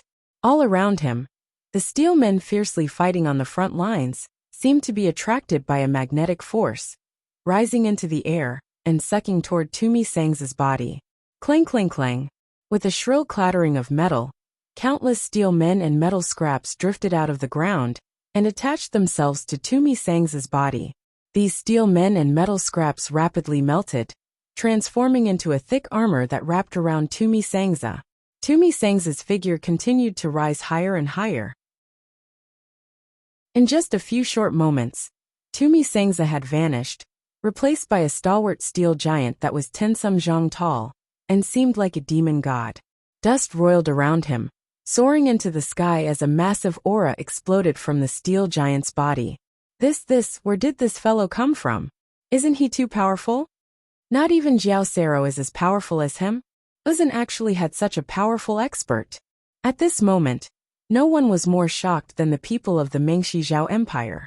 After fighting side by side with Uzan for several months, they were most familiar with the 5 tiger generals under Hueshu Wuzong's command.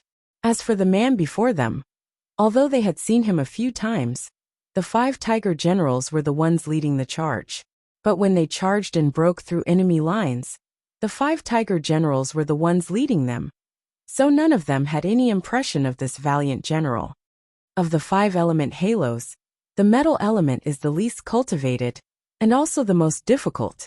Its success rate far surpasses the other elements. For this Uzan man to be able to use the halo of black iron to this level, he should have reached, or perhaps even approached, the higher level of the bronze halo. For this general to be able to think of this method, in terms of defensive power, he has already surpassed Jiao Sero. Your Highness Crown Prince, you cultivate the same halo of black iron as him. You should pay special attention to this person's next actions, and learn from him. Perhaps he will be of great help to you. A voice came from behind them. It was Mengshi Zhao's great general Duangichuan. Jai understands. Many thanks for great general's guidance. Fenjie sincerely said. Fenjie had always treated this great general, who had always been hiding behind the scenes, hiding in his father's shadow, with great respect. The surroundings quickly fell silent. Chapter 584. Bang! The 10 zhang tall metal giant smashed down with his fist, sending a steel wall several dozen zhang high flying, sending 10 some Annam Protectorate warriors flying several dozen zhang away. The steel wall crashed to the ground, sending up a cloud of dust. Jiao Sero, useless thing. Watch as I slaughter these Tang people. I'll show you what a true expert of the plateau is, a mighty eagle in the sky. Tumi Sang's loud voice resounded through the sky in Uzan. With a single step, he crossed the distance of 28 zhang, and began to ascend the mountain. Hong, he casually punched out again. Smoke and dust billowed, and another heavy piece of the city wall was sent tumbling away. At this sight, even Wang Chong couldn't help but widen his eyes. The metal element halo was known as the strongest of the 5 elements, and the fighting power Tumi Sangza displayed could be called abnormal. Although he was only using brute force, this method was even more troublesome and difficult to deal with than before. Not bad. At the base of the mountain, Huashi Wuzong stood tall and straight like a mountain. His imposing figure exuded a boundless and unshakable aura. Only he was not surprised by Tumi Sang's performance. Jiao Sero and the fierce generals of the plateau like Tumi Sangza had always been at odds. This was a special selection method of the Uzan. The tribal generals and the 5 tiger generals would scheme and scheme against each other, and only the true experts would survive and assume the position of tiger generals. Whether it was Long Qinba, Jiao Sero, or those dead generals, they had all been selected in this manner. Thus, Huashi Wuzong did not care much about Jiao Sero's death. Now let's see what you do. A hint of a smile appeared in Huashi Wuzong's eyes as he looked up at the summit. Massive fireballs filling the sky, and a fierce general like Tumi Sangza would render even Zhangqiu Jinqiong powerless. But Huashu Huaizong felt a sliver of anticipation toward that youth on the summit, who had consecutively defeated his subordinates. Politics was something only Daluan Ruozan would consider. As a pure general and soldier, Huashu Wuzong was only interested in the appearance of a powerful opponent, and the destruction of this opponent. The eagle, it's your turn. Your cultivation should be almost done, right? Wang Chong suddenly said. Yes, young master. A familiar voice rang out. As the voice faded, a familiar figure walked out. It was the eagle who had been following Wang Chong for a long time.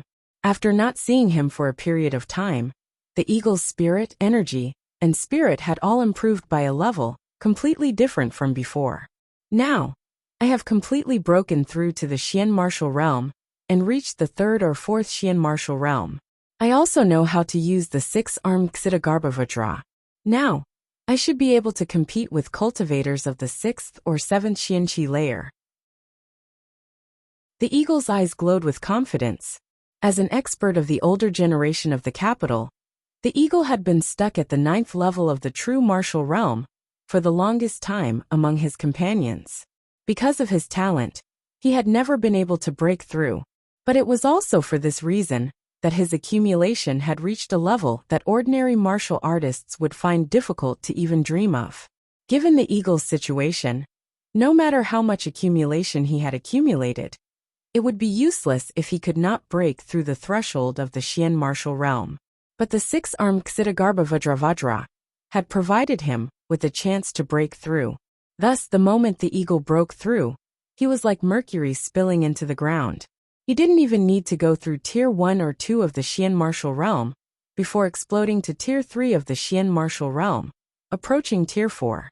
The eagle now possessed the ability to play an important role. This was also why Wang Chong had never used him before. That foreigner is extremely powerful. Only our Wuxia steel sword can break his martial arts. But just you alone won't be enough. Luaji, you go as well.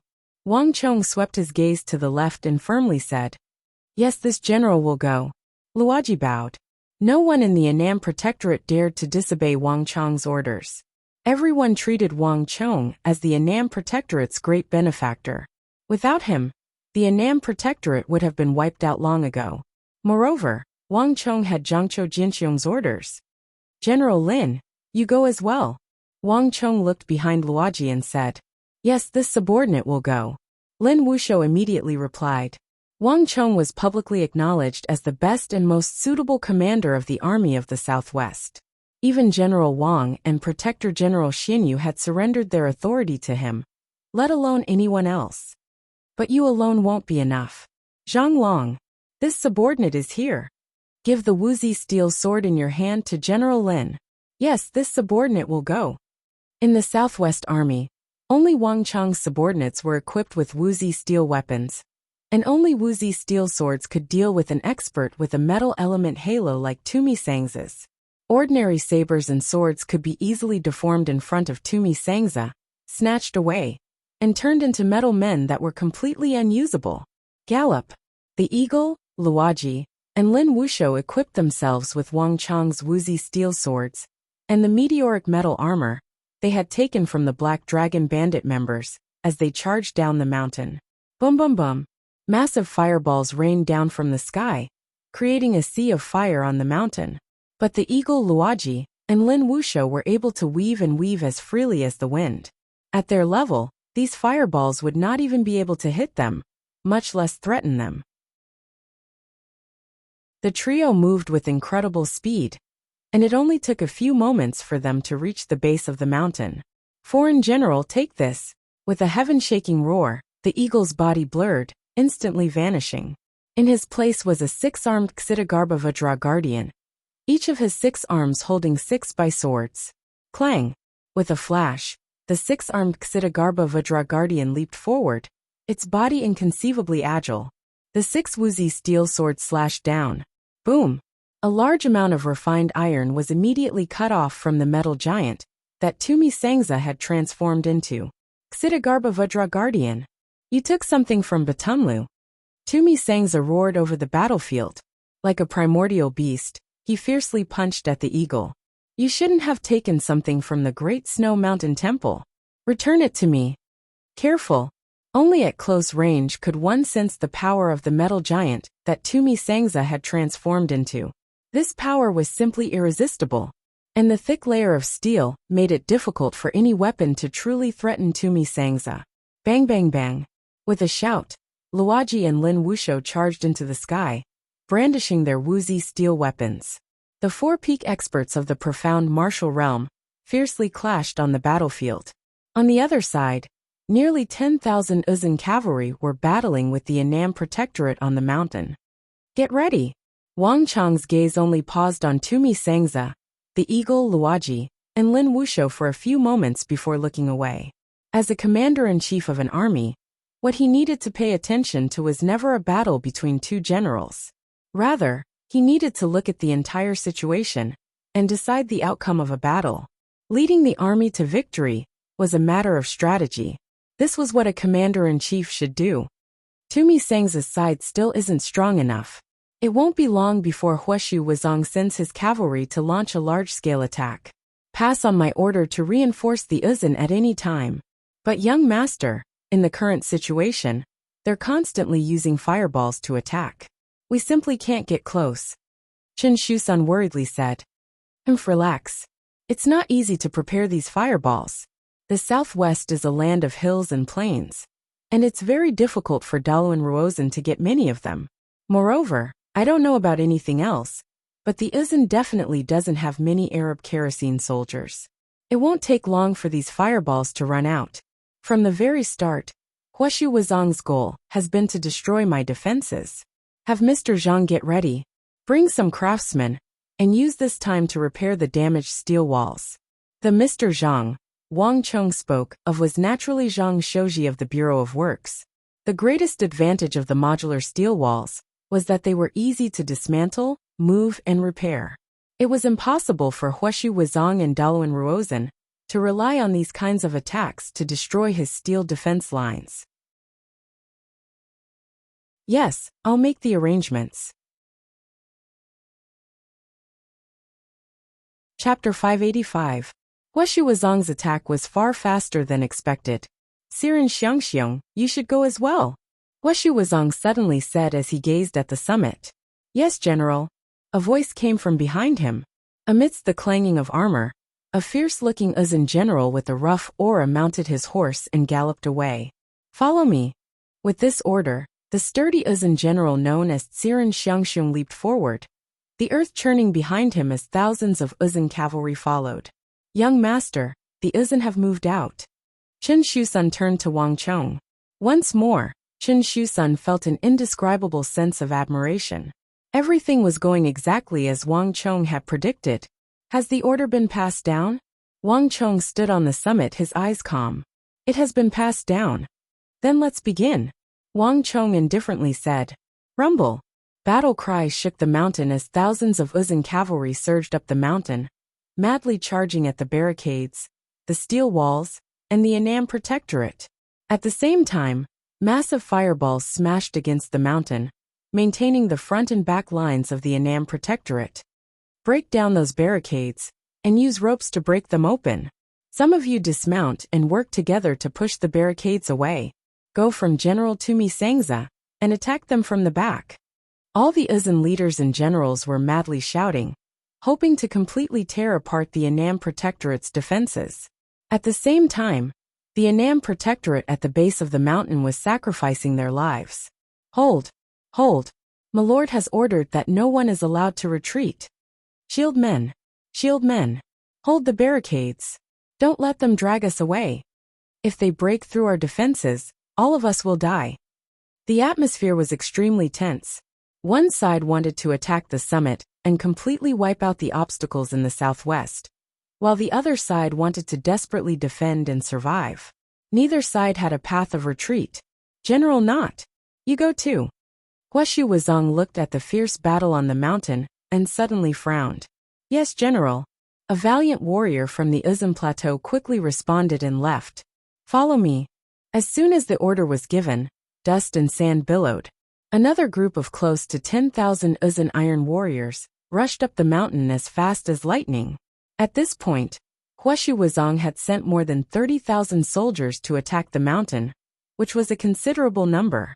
The strength of the cavalry was far superior to that of the infantry. On the plains, these 30,000 cavalrymen were enough to deal with 300,000 infantry. But at this moment, their opponents were only the 10,000 Annam Protectorate soldiers on the mountain. Boom! Boom! Boom! The sound of the horses colliding and kicking rang out incessantly. The shields let out loud chimes of "defend" as they shouted. An Annam Protectorate shield was supported by at least 2 to 3 people, sometimes even 5 to 6. Everyone was squeezed together, using the strength of their bodies to resist the charge of the Uzun cavalry. Again, Guoshu Wuzong frowned and ordered again. With the situation on the mountain, the force of 40,000 cavalrymen charging at the same time was enough to overturn the mountains and overturn the seas. No matter how many people there was no way they could get involved. At least not until the first line of defense of the Annam Protectorate was broken. Kill!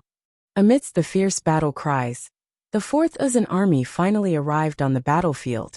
Looking down from the sky, the foot of the mountain was covered in a vast expanse of Uzun warriors. "Kill them!"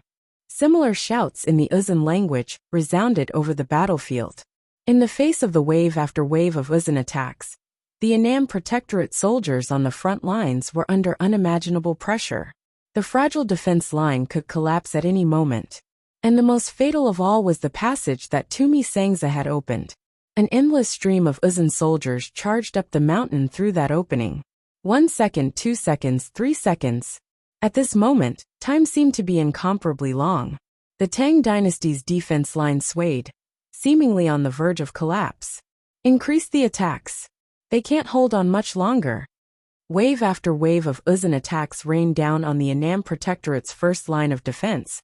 But the one who truly collapsed it was an unexpected person. Boom!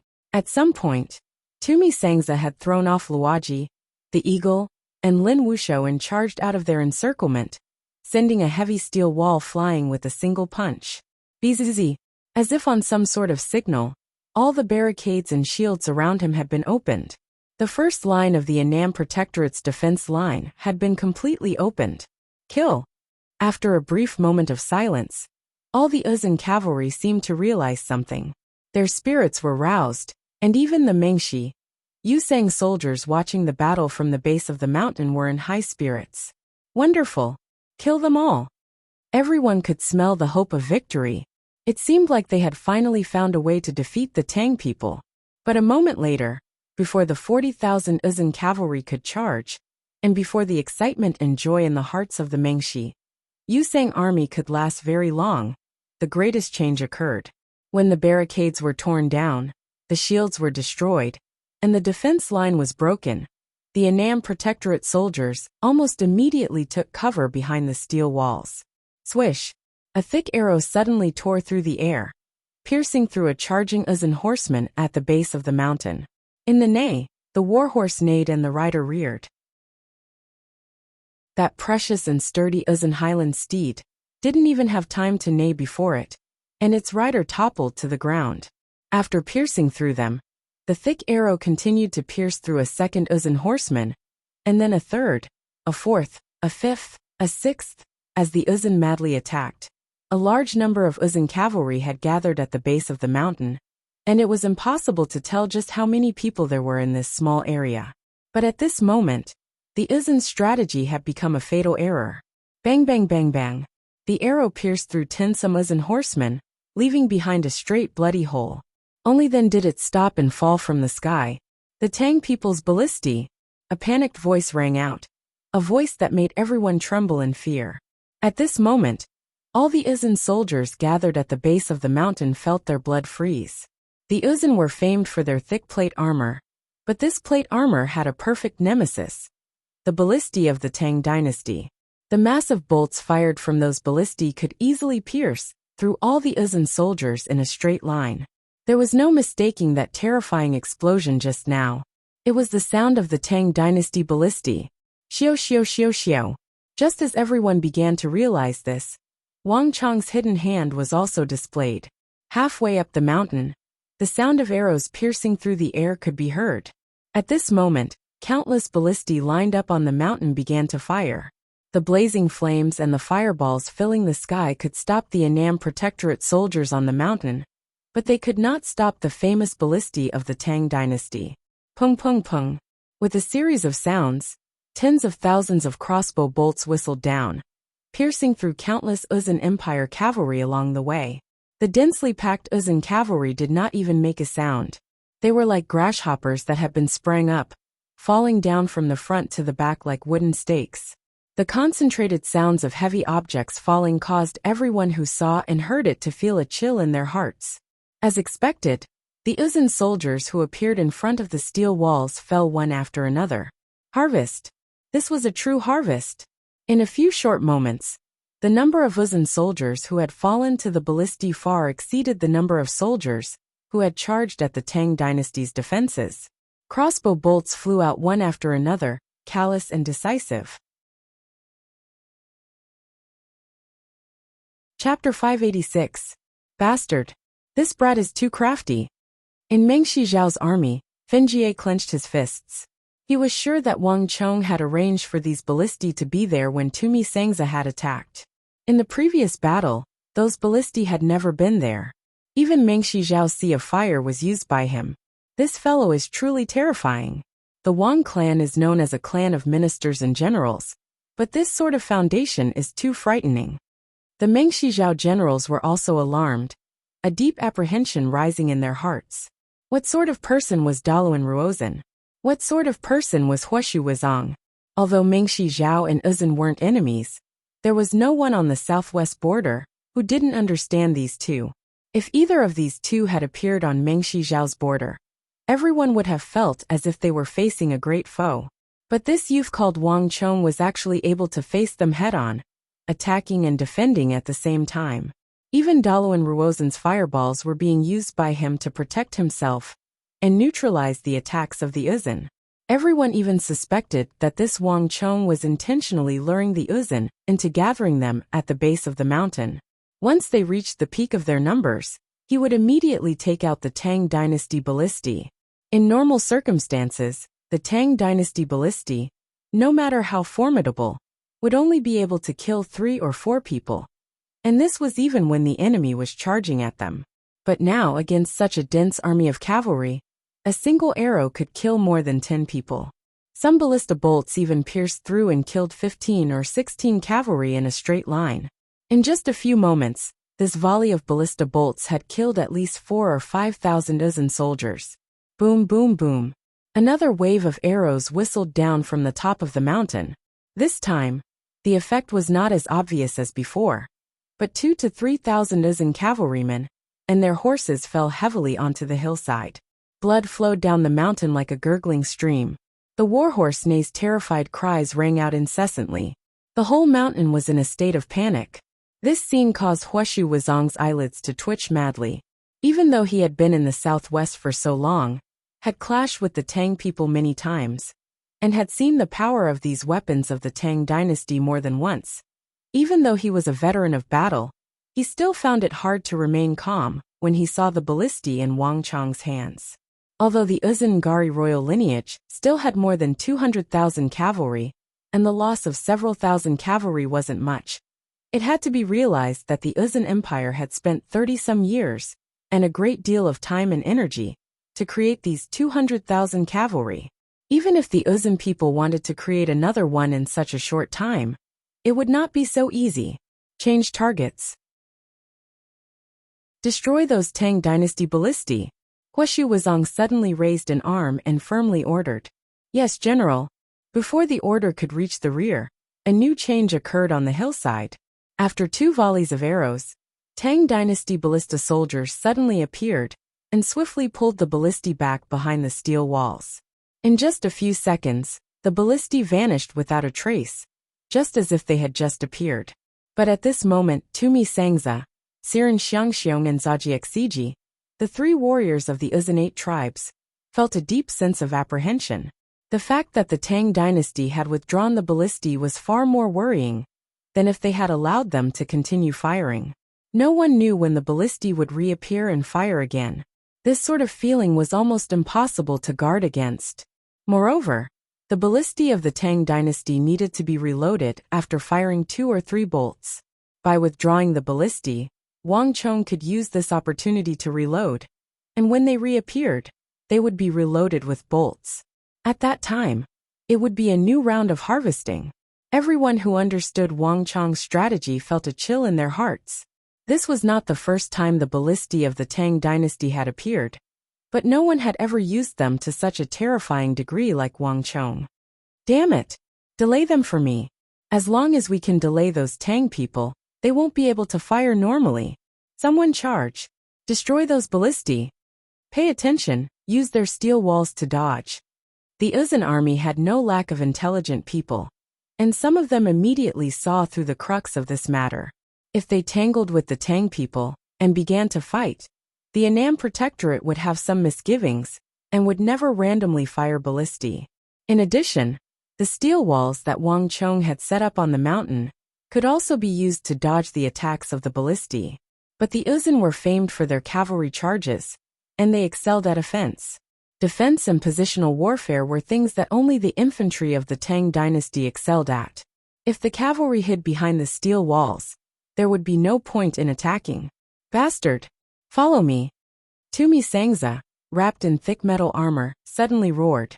A pitch-black halo of thorns shook the area.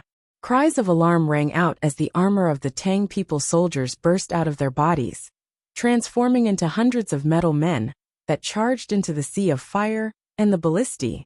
At the same time, Tumi Sangza struggled to free himself from the attacks of the Eagle, Luoji and Lin Wuguan. His mountainous steel body charged up the mountain. The blazing sea of fire didn't even reach the metal giant's knees and was completely incapable of harming him. Rumble! The entire mountain trembled beneath Tumi Sangza's footsteps. But before Tumi Sangza could take more than a few steps, he seemed to sense something. His body shook and he raised his head. In the overcast sky, a massive ball of fire like a blazing sun grew larger and larger. With a boom, it crashed into a place 10 some zhang away from Tumi Sangza. Flames, shockwaves, and explosions swept out in all directions. But as this massive ball of fire fell, the sky instantly fell silent. No more fireballs fell. At some point, the siege weapons in the rear had used up their last fireball. This dense rain of fireballs had finally come to an end. For a moment, the entire mountain was deathly still, not a single sound coming from it. It's over. On the summit, Wang Chong watched as the final fireball fell, a hint of a smile on his lips. Everything had gone as he had expected. No matter how monstrously intelligent Daluan Ruozhen was, no matter how meticulous he was, he would never have predicted that he would be here, nor that he would have built a lion city and a steel fortress in the southwest. In such a short period of time, Daluan Ruozhen's reserves were bound to be insufficient. Thus, this fireball attack was bound to not last for too long. Let's go, Wang Chong indifferently said as he looked down the mountain in the breeze. Roar! An earth-shattering roar came from the summit, as if time had stopped moving. In the blink of an eye, countless figures appeared on the previously empty summit. Now it was the Annam Protectorate's turn to counterattack. Kail! Waves of roars shook the mountain and soared into the sky. The Annam Protectorate, which had been hiding behind the steel walls, suddenly charged out of their hiding place. Tens of thousands of them gathered into a flood of steel that surged toward the base of the mountain. Their momentum was overwhelming, capable of toppling mountains and overturning seas. Foreign traitors, hand over your life. Fierce shouts came from the summit. Countless Annam Protectorate generals, with powerful auras, were mixed in with the storm of Annam Protectorate generals as they charged down the mountain. At this moment, even someone as arrogant as Tumi Sangza couldn't help but widen his eyes. Although the Tang dynasty had indulged in peace and was no longer as powerful as before, a starving camel was still larger than a horse, and its army was still filled with talents. The number of generals it had far surpassed that of Uzun and Mengshi Zhao. One eagle, one luaji, and one Lin Wuxia were more than enough to deal with, and now there were so many of them charging at him. Retreat! Retreat! Hurry and retreat! Tumi Sangza bellowed.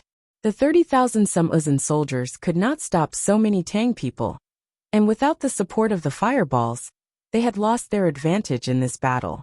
Nay, the war horses neighed. After the ballista attacks, their morale had fallen to rock bottom, much less now. In a flash, the entire battle had been reversed. The first to flee were the farthest Uzun soldiers at the base of the mountain. Next, the cavalry on the mountain also turned and began to flee. Tumi Sangza and the others, after holding them back for a while, also began to flee down the mountain. In this kind of war, getting entangled in a battle like this would only mean death.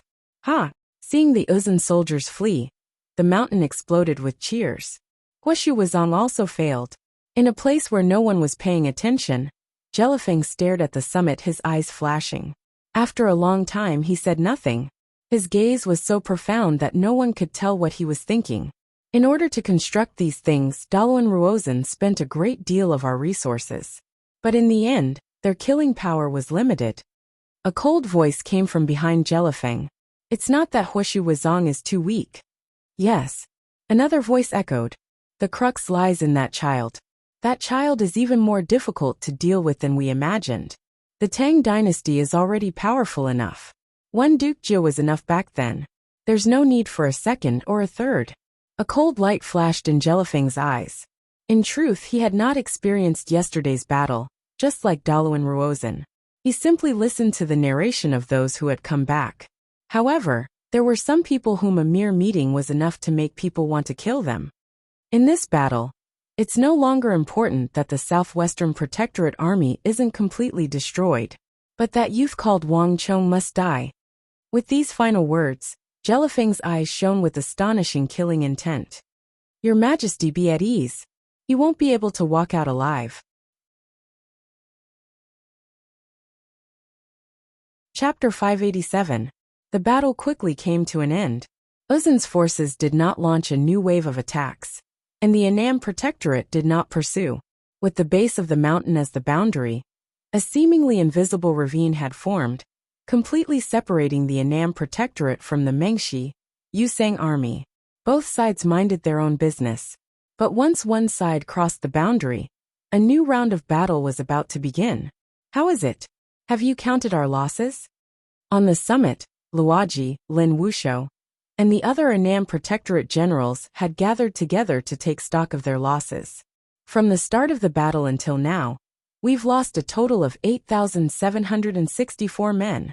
Lin Wuxiu glanced at the book that the bookkeeper officer had sent over, then raised his head and said to the people around him, "In other words, we only have 91,000 men left." With these words, even the air seemed to grow heavier. From Lion City until now, almost everyone had been keeping track of the number of soldiers they had to face every day. In the first battle, they would almost always count the number of soldiers. The Mengshi, Yusang army had far too many soldiers. Standing on the summit, one would find themselves surrounded by an endless sea of people. This sort of pressure was actually quite formidable. If the Annam Protectorate wanted to survive, it had to do its utmost to treasure every soldier it had. This was only the first clash, but they had already lost nearly 1/10 of their soldiers. This was a very heavy piece of news for them. "How many enemy casualties?" a one-armed general asked. Although he only had one arm, this general was extremely muscular and valiant. The aura he exuded was even stronger than that of Luoji and Lin Wuxiu. And the most special thing about him was that he was holding an extremely heavy broadsword in his hand. This broadsword was more than 1/2 foot wide and 6 feet long, and its blade was extremely thick and heavy. It was obvious at a glance that it had been specially made. This person was called Chen Guanshuan, one of the high-ranking generals of the Annam Protectorate. His nickname was the Mountain and River Blade, and in terms of status, he was above Luoji. In terms of strength, he was definitely ranked in the top 5 of the Annam Protectorate's generals. "Let me take a look." Lin Wuxiu flipped to the next page. The Mengshi, Yusang army should have lost more than 80,000 soldiers, close to 90,000. According to the scribe officer, this is only a conservative estimate. Everyone's eyes lit up as they raised their heads. "General Lin, are you sure you're not mistaken?" one of the generals said excitedly. They only knew that the Mengshi, Yusang side had probably lost many people in the previous battle, but no one knew exactly how many. But now that the result was out, it had to be said that this result was far beyond everyone's expectations. There's no mistaking it. You should know the military regulations of the Annam Protectorate. It's impossible to make such a mistake, Lin Wuxiu said in an unquestionable tone. The scribe officer was responsible for recording military merits and losses. This was a major event in the army, and if there was a mistake, he or she would be beheaded. A casualty ratio of 10 to 1, this is simply inconceivable. Even when Protector Zhangqiu was around, there wasn't such a record. That young master. The Annam Protectorate general was so excited that he couldn't speak. It wasn't that there were no military strategists in the southwest. Whether it was Zhangqiu Jianqiong or Xinyu Zhongtong, both of them were decent strategists. But compared to Wang Chong, they were on a completely different level. I suddenly understand why Lord Zhangqiu would pass his token to this young duke. Lin Wuxiu sighed. Does that young master know of this matter? Chen Guanshuan turned his head and looked toward the summit. Against the backdrop of the mountain, Wang Chong's figure seemed insignificant. Even though this was not their first time seeing him, they still had a completely different feeling. The scribe officer should have already sent the news to that young master. Luoji also spoke, his voice brimming with respect. Everyone's lives were in Wang Chong's hands. In the southwest, it was impossible to find a more skilled strategist than Wang Chong. No, it wasn't just the southwest. At this moment, everyone felt that the young master's mastery of the art of war was probably the highest in the Central Plains. Let's go see the young master as well. Also, let's spread the news of the casualties. I'd like to see who else in the army dares to oppose the young master. If anyone still dares to be ignorant of the current situation, then don't blame us for being impolite, Lin Wuxiu said. Chen Guanshuan nodded. There were actually quite a few people in the army who were opposed to Wang Chong taking over the Annam Protectorate. Otherwise, Wang Chong would have been able to order around far more generals. However, these people didn't say it out loud. Thus, Wang Chong couldn't do anything about it. But in private, as a fellow member of the Annam Protectorate, Chen Guanshuan knew Regardless of what had happened in the past, from this moment onwards, no one would be allowed to oppose Wang Chong's orders. This was the consensus of everyone. Turning around, the group quickly headed up the mountain. Young Master, Uzin's and Meng Shijiao's forces should only have around 400,000 soldiers left. On the summit, Chen Shusun was flipping through the book in his hand as he spoke. But we only have around 90,000 soldiers left. Wang Chong nodded, his eyes still looking down the mountain. The advantage of standing on the summit was that one could see all the movements of the Mengshi, Yusang army. The last battle had already ended, but both Wang Chong and the generals of the Tang dynasty were keenly aware that this was far from over. Guoshu Wuzong would not easily concede, nor would Daluan Ruozhen. Even Jelifeng and Duan Gechuan, these top-class figures of the Mengshi, Yusang army, had yet to truly take action. His father and Protector General Zhangqiu Jianqiong were still standing on the summit. The top-class forces had not yet been mobilized, so this battle was far from reaching the point where the map had been drawn and the dagger revealed. The battle will only get even more intense from now on, Chen Shusun suddenly said as he looked down the mountain. That's for sure. Wang Chong nodded. In the beginning, Uzin and Meng Shijiao had only been probing each other. The weakest soldiers would always be the first to be sent out. Thus, neither the Whitestone Legion nor the soldiers led by Jiao Sero were the strongest forces on either side. As the battle progressed, it would only get crueler and more intense. Young Master Chong, are you still not willing to come out and meet us? Suddenly, a loud voice came from the base of the mountain like a peal of thunder. The entire mountain fell silent. Wang Chong, Chen Shusun, and the eagle all stopped and looked down the mountain. Young Master, it's Daluan Ruozhen. The eagle looked at Wang Chong said. The moment the battle was over, he had returned to Wang Chong's side. Should we respond to him? Chen Shusun gazed at Wang Chong. Daluan Ruozhen is known as a wise minister, as intelligent as a fox. For him to invite young master at a time like this, he probably doesn't have good intentions. It's fine. Wang Chong waved his hand and faintly smiled. At a time like this, what tricks can he play? Besides, even if he wants to play some tricks, I have to be willing. As he spoke, Wang Chong's expression exuded extreme confidence. He knew that the one standing across from him was Uzin's wise minister. But the wise minister might not know that the one standing across from him was the war saint. No matter what sort of reputation Daluan Ruozhen had in the southwest, or what sort of accomplishments he had, Wang Chong had nothing to fear. Wang Chong is here. Where is the prime minister? Wang Chong raised his robe and took 2 steps forward. Walala. At almost the same time, at the base of the mountain, the densely packed Uzin army parted. Daluan Ruozhen, dressed in a robe and waving his feather fan, calmly walked out. Is Wang Chong, young Master Wang, the descendant of the Tang dynasty's Duke Jiao? Daluan Ruozhen raised his head to the summit, his eyes fixed on Wang Chong. On the summit, Xingyu Zhongtong and Wang Yin trembled. The two glanced at each other and saw the same shock in each other's eyes. It was already impressive that Daluan Ruozhen could guess Wang Chong's name. But for him to guess that he was Duke Jiao's descendant, he had clearly thoroughly understood Wang Chong's identity and background. Correct. In front of the 3 armies, Wang Chong had no intention of hiding anything. Does the Prime Minister intend to ask for a truce at this time? Ha ha ha. Young Master Wang really knows how to joke. Look around. Could it be that our Uzin and Meng Shijiao are the ones being surrounded? Daluan Ruozhen spread his arms and laughed. Haha. Since the Prime Minister thinks that victory is already in his grasp, why waste your breath? Just attack. Wang Chong laughed. Ha, young master is full of vigor and vigor. Daluan Ruozhen admires you. However, I wonder if the Tang dynasty soldiers are like you, fearless and unafraid of death? I only have a heart that cherishes talent.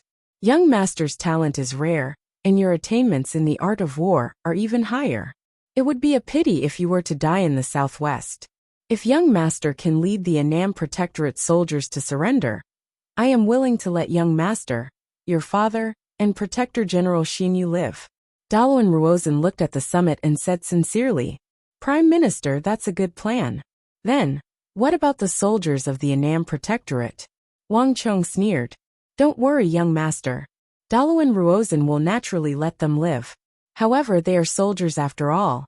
Nurturing a tiger will only bring harm to the tiger. If they return to the Central Plains and rejoin the army, wouldn't that be releasing the tiger back into the mountains and making them our enemy again? So if we can come to an agreement, as long as they are willing to lay down their weapons, I am willing to exile them to Uzin or Mengshi and let them live out their remaining years in peace. This is also a compromise, Dalawan Ruozan said with a sincere expression. Ha ha ha, Prime Minister, I have a better plan. Would Prime Minister like to hear it? Wang Chong couldn't help but laugh. I would like to hear the details. Chapter 588. If Prime Minister is willing to lead these Uzin cavalry into surrender, and then have the Tsempo enter the capital to beg for forgiveness from the Holy Emperor, he might be able to ensure the safety of Uzin and secure a corner of the Uzin plateau. Otherwise, a calamity will descend upon us. Wang Chong's words caused Dalawan Ruozan, Huashu Wuzong, and all the other generals of the Ngari royal lineage to pale. This was because Wang Chong had spoken in Uzin. Brat, how dare you? You dare to offend the Tsempo? An Uzin general angrily bellowed, seemingly unable to restrain his rage. The other generals also had angry looks on their faces. Although the Uzin Empire was divided into 4 royal lineages, the Tsempo possessed the supreme status. Even Dalawan Ruozan and Huashu Wuzong had to be respectful before the Tsempo, not daring to overstep his bounds. Young Master Wang, I believed that you were a refined person, and that we could have a chat. I didn't think that you would be so impulsive. It won't do you any good to offend the Tsempo. Dalawan Ruozan said, a displeased look on his face. In Uzin, the Tsempo's status was even higher than that of the Holy Emperor. The reason was very simple. Although the Uzin Empire seemed to be divided into 4 royal lineages, the Tsempo's status surpassed all. The internal hierarchy was even stricter than that of the Tang dynasty. Ha, Prime Minister, do you think that I'm purposefully provoking you? Wang Chong grinned, utterly disdainful of the rage of the Uzin generals. The Prime Minister is blinded by greed and only sees victory and defeat. But Wang Chong sees Uzin and the Tang dynasty. In the 4 poles and 8 wastelands, the Tang dynasty was in the middle region, and its strength was above all the countries. Prime Minister wouldn't have forgotten about the past, right? Within the 4 seas, the 8 desolations and the 6 harmonies, there is no empire that can contend against the Tang dynasty. Uzin can't either. Even if the Prime Minister gathered Mengshi Zhao and gathered 500,000 soldiers, so what? In the end, he still couldn't deal with a mere 100,000 soldiers. And the Annam Protectorate Manor is only one of the many. The Prime Minister only wants to gather the army to deal with the Tang dynasty today. I don't know if he has thought about what will happen when the Tang dynasty gathers the army to deal with Uzin in the future. As soon as Wang Chong finished speaking, the faces of Uzin and the others at the foot of the mountain changed. The strength of Uzin was inferior to that of the Tang dynasty, but no one had spoken as bluntly as Wang Chong. Moreover, even though they had no doubts about winning this war and occupying the southwest of the Tang dynasty, this involved the entire Tang dynasty. Not even Huashu Wuzong dared to speak carelessly. The Tang dynasty still had Geshu Han, Gao Xinji, Zhang Shougui, Wang Zhongxi, and Zhangqiu Jinxiong of the capital, and many, many more. This time, if not for Uzin's alliance and Jelifeng's defeat of the Tang dynasty at Arai, allowing the great powers to see the weakness of the Tang dynasty and feel that there was a chance, it would have been impossible for Uzin alone to challenge the Tang dynasty. This brat is truly more difficult to deal with than I imagined. Dalawan Ruozan's brow creased. He could clearly sense the change in the morale of his troops, and this was not the result he wanted. This was completely different from his plan of summoning Wang Chong to break the morale of the Tang dynasty. Prime Minister, there's no need to waste any more words with him. This child isn't easy to deal with. A deep and powerful voice came from the side. Huashu Wuzong frowned as he gave a rare interjection. He rarely interfered with Dalawan Ruozan's actions and plans, but this time, Huashu Wuzong had no choice but to intervene. It wasn't that he didn't believe in Dalawan Ruozhen, but that the strength of the Tang dynasty and Uzhen was clear for all to see. This was something that no one could deny. Not even Huashu Wuzong dared to say that Uzhen could surpass the Tang dynasty. If that was really the case, why would he form an alliance with Mengshi Zhao? As the saying goes, a centipede dies but never falls down. Even if the current Tang dynasty wasn't as powerful as it used to be, it was still the most powerful empire on the continent. Its existence itself was a huge shadow to all the surrounding powers. Ha ha ha, young Master Wang, you're really good with words. The tallest tree in the forest will be destroyed by the wind. Young Master, if you have the time, you should worry about yourself. As for Uzhen, in the past hundreds and thousands of years, Central Plains hasn't been able to conquer Uzhen, so it's naturally impossible for them to do so in the next hundreds and thousands of years. Dalawan Ruozhen faintly smiled. Frankly speaking, Dalawan Ruozhen rather admired Wang Chong. Unfortunately, Wang Chong was a Tang people, an enemy of Uzhen. Haha, the Tang people couldn't set foot on the plateau in the past, but that might not be the case in the future. In addition, if Uzhen can flee back to the plateau, I wonder if King Jelifeng can as well? Wang Chong stood high on the summit, grinning as he turned his head in another direction. Buzz! Dalawan Ruozhen didn't react to Wang Chong's words, but Jelifeng, Fenjie, and the generals of the southwest all paled.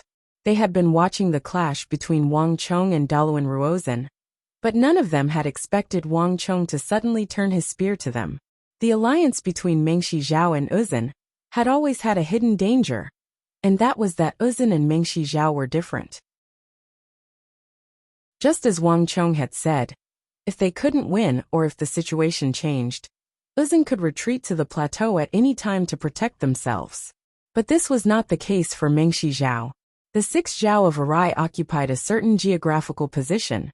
If Uzhen withdrew, Mengshi Zhao would have to confront the furious Tang dynasty alone. Mengshi Zhao would never be able to respond with the strength of its country. Thus, from top to bottom, the Mengshi Zhao Empire, including Jelifeng, had a secret concern. They were worried about Uzhen, worried that Dalawan Ruozhen and Huashu Wuzong would not be willing to do their best, and would withdraw at any time. But this matter was far too sensitive, so during the course of the alliance, no matter which side it was, they had cleverly avoided mentioning it. But now, Wang Chong had brought this matter that both sides feared the most into the open. King, this fellow has a sharp tongue. You can't answer him. Although Dalawan Ruozhen is known as a wise minister, he has truly found the wrong target this time. Next to Jelifeng, a fierce general of Mengshi Zhao couldn't help but say, when Wang Chong and Dalawan Ruozhen were negotiating, they did not feel anything. But when Wang Chong pointed the spear at them, everything was different. Just one sentence was enough to make everyone's heart tremble. A strong sense of fear grew in their hearts. They felt that they would not be able to gain any advantage if they continued to negotiate with him. It's fine. Jelifeng's gaze was also fluctuating, but she quickly calmed her mind. She waved her hand and said, he's just a teenager. Since he took the initiative to answer, if we ignore him, it would be too cowardly. If we don't even have this bit of courage, and are afraid before we even see the holy emperor of the Tang dynasty, then what right does our Mengshi Zhao have to compete with the Tang dynasty? This, Jelifeng showed no hesitation. As the hegemon of the southwest, a titan, if he didn't even have this boldness, then he would be a fool to call himself a hero. Young Master Wang is full of knowledge and talent. We are older than you by a generation, so we will not quibble with you. The Mengshi Yusang alliance has its own principles, so young Master Wang need not worry. But now that I think about it, your Wang clan and I are old friends. I once met your esteemed ancestor in the capital, and now that I think about it, his conduct and demeanor are still worthy of admiration. If young master is able to return, please send my regards. Young master, this Jelifeng is a crafty old fox. You can't fall for his tricks. The eagle's eyes widened as he hurriedly tried to stop Wang Chong.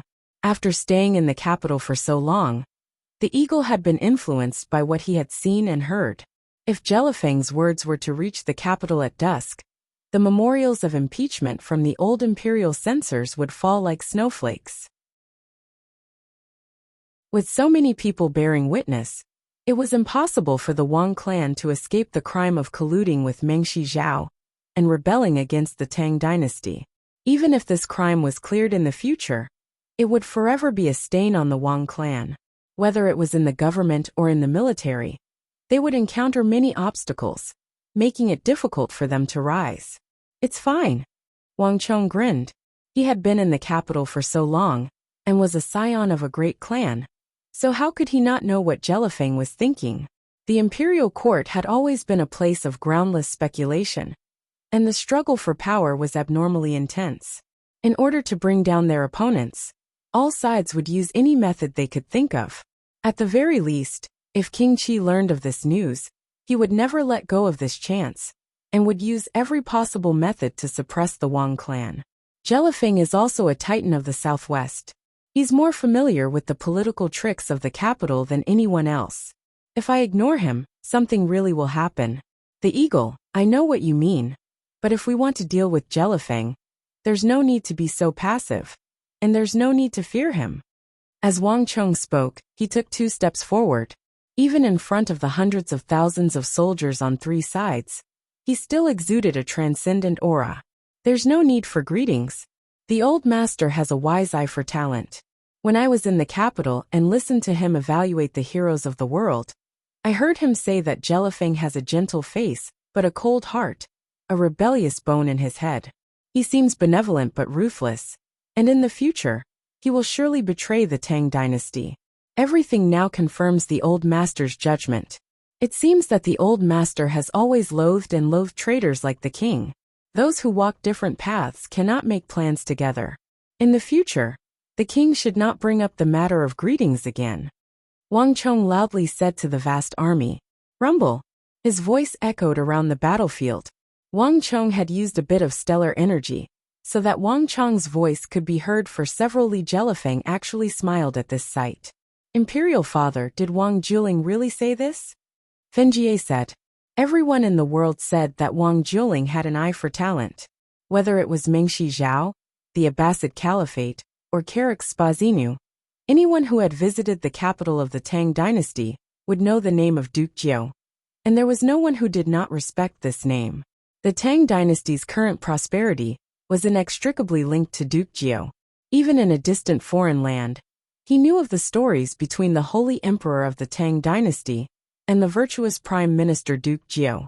As a hostage in the Tang dynasty, Fenjie naturally had the same respect for the name of Duke Jiao. In this aspect, he was completely different from Jelifeng. You also believe it. It's just that brat's nonsense.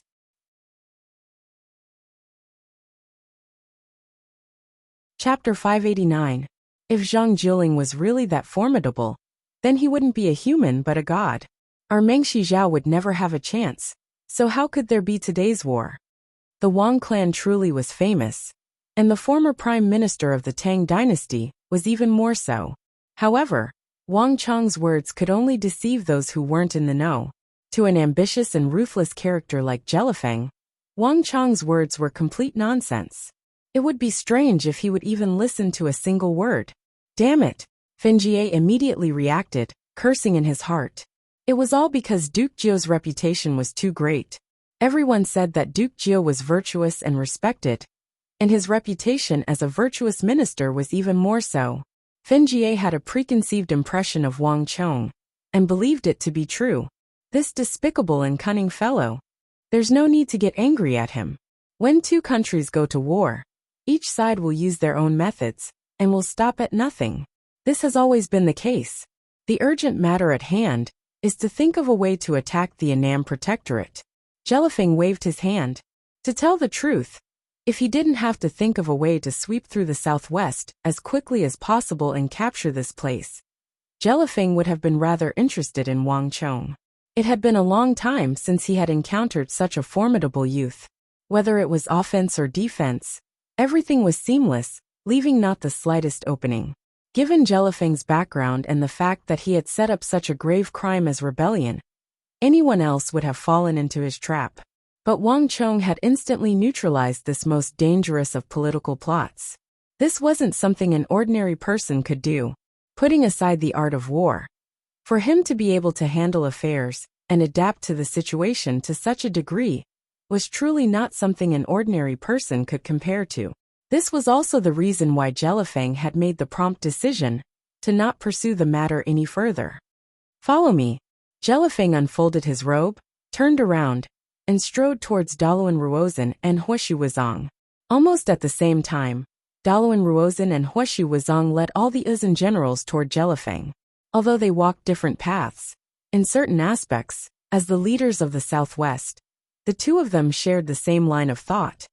"Does the Prime Minister have any ideas?" Jelifeng went straight to the point and said in a deep voice. "This kid is not easy to deal with." Dalawan Ruozhen took a deep breath. "Our top priority now is to remove his defenses on the mountain.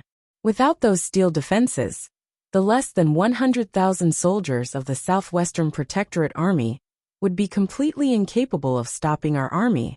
"Yeah." Jelifeng also let out a long sigh. The Tang dynasty dominated the world with their infantry. Positional warfare and defensive warfare have always been their forte. The Wang clan seemed to be especially skilled in this aspect. In the Battle of Arai, we were able to completely defeat the Annam Protectorate, but it's impossible here.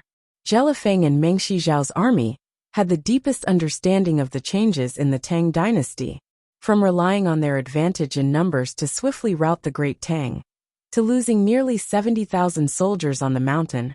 The Annan Protectorate Army had completely changed in the minds of the Tang. The difference between the Annan Protectorate Army and the Great Tang Army was like the difference between heaven and earth. "We underestimated this kid. He came prepared. He's the one we underestimated the most in this war," a Meng Shizhao general suddenly said. His words silenced everyone.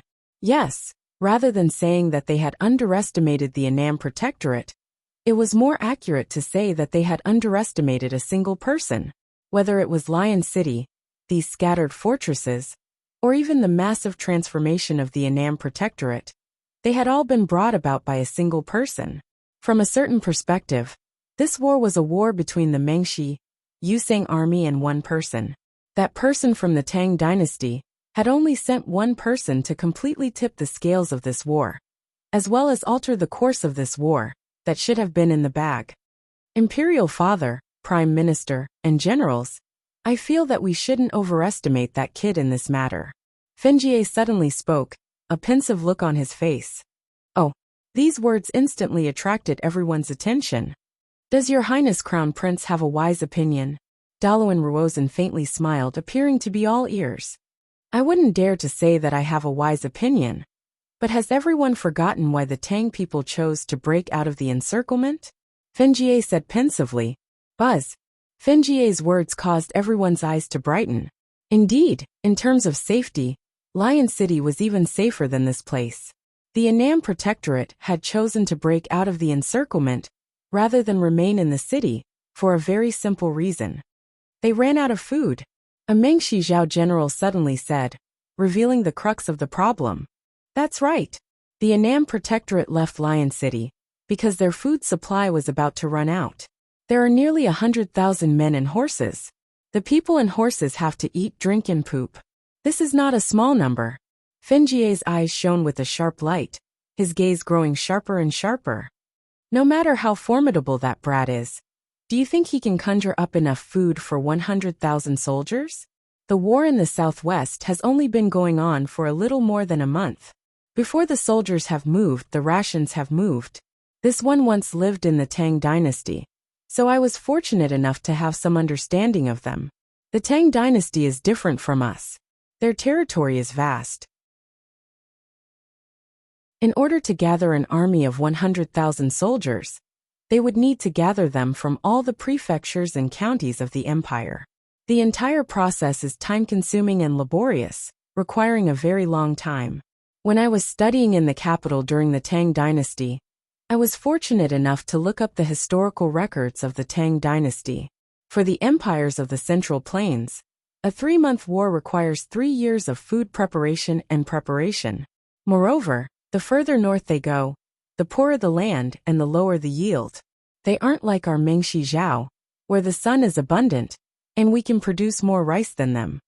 Thus, I can be sure that the Tang dynasty cannot prepare enough food for 100,000 soldiers in a short period of time. Even if that brat has wings on both sides, he can't conjure up enough food for 100,000 soldiers. Even if they surround the summit so tightly that not even a drop of water can trickle through. As long as we surround them and don't attack, they will die without question. When the time comes, it won't be us who will attack them, but them who will have to think of a way to break out and leave. As he spoke, Fenjie clenched his fists, his eyes blazing. Putting aside his status as the crown prince of Mengshi Zhao, no one had ever been able to outshine Fenjie in front of so many people like Wang Chong. Although Fenjie had never said it, he had long ago viewed Wang Chong as a thorn in his side. Your Highness, the crown prince speaks correctly. Even if we don't do anything, as long as we don't let the Annam Protectorate escape, they will quickly collapse without enough food. No matter what, they have no chance of winning this war. A Mengshi Zhao general immediately agreed. Jelifeng slightly creased her brow, but she said nothing. Haha, Your Highness, the Crown Prince's view coincides with this one's. But right now there is still a small problem. Daluan Ruozhen faintly smiled as he suddenly spoke. Oh! Fenjie's brows rose, but he quickly lowered his head and modestly said, I would like to hear Prime Minister's wise opinion. Haha, Your Highness, the Crown Prince is a dragon among men. It's already quite good that you have noticed this. The problem of food truly is the lifeline of the Tang people. But this war is somewhat different from the past. Why does Your Highness the Crown Prince believe that we can attack the Tang people without worrying about attacks from other sides? A look of hesitation appeared in Fenjie's eyes. Prime Minister's opinion is? Just as that Wang Chong said, the Tang dynasty has 4 prefectures. Annan, Anshi and Anbei, as well as 5 armies. Longshi's Big Dipper army. Right now, the other 4 armies have no time to deal with us, because we have reached an agreement with the Abbasid Caliphate, Karak Spazinu, the Eastern and Western Turkic Khaganates, the Goguryeo Empire, the Shi, and the Khitans. The tallest tree in the forest is the first to be blown down by the wind. It's not just us who want to deal with the Tang dynasty, but them as well. Thus, this is the reason they are willing to help us restrain the Tang dynasty's forces. But if we drag things out for a long time, and we can't take the southwest, then the situation will be completely different. Once they believe that the Tang dynasty is still the same Tang dynasty, undefeatable, they will retreat. At that time, all of you should know what we will be facing. Daluan Ruozhen's words instantly silenced everyone. In truth, this was not some profound problem. It was just that as generals, they would subconsciously consider the problems at hand, the problems of the military, and not the problems of the overall situation or strategy. With the war in the southwest having reached this stage, there was no time to waste. There was no time to wait for the Annam Protectorate to collapse on its own. The earlier they attacked the Annam Protectorate, the earlier they could settle the situation in the southwest. It would also allow the Eastern and Western Turkic Khaganates, Goguryeo, the Shi, the Khitans, and the other factions to settle down and join the war against the Tang dynasty. Time was fleeting, and the longer they delayed, the more disadvantageous it would be for the Mengshi, Yusang army. On this point, Jelifeng was more anxious than anyone else. After all, Uzun's men had a path of retreat, but Mengshi Zhao's men did not. At this stage, costs were no longer considered. Thus, in the last 2 days of battle, Mengshi Zhao had lost so many soldiers, including the heavy losses suffered by the White Stone Legion, that Jelifeng had not even mentioned. As an ambitious and ruthless person, Jelifeng was undoubtedly qualified. But Fenjie clearly did not understand the anxiety in Jelifeng's heart. Let's talk about the Tang rations later. Zhao suddenly interrupted at this moment. Prime Minister, do you have any wise ideas about the current situation? There's no other way at the moment. Daluan Ruozhen shook his head and decisively said, If we want to deal with the Annam Protectorate, it's very simple. We first have to remove those steel walls they've erected on the mountain. If we can't do this, we'll have to pay the same enormous price as before. But that Qilin son of the Wang clan truly isn't simple. If my guess is correct, he's probably brought an entire team of craftsmen here, so that they can repair those steel walls at any time. If we attack at any time, he can repair it at any time. If this continues, there's no way to proceed. If we try to forcefully attack, we'll have to pay an even greater price than we imagined. If Prime Minister is worried about those steel walls, then leave the rest to us. Duan Yongyan, I'll leave the rest to you.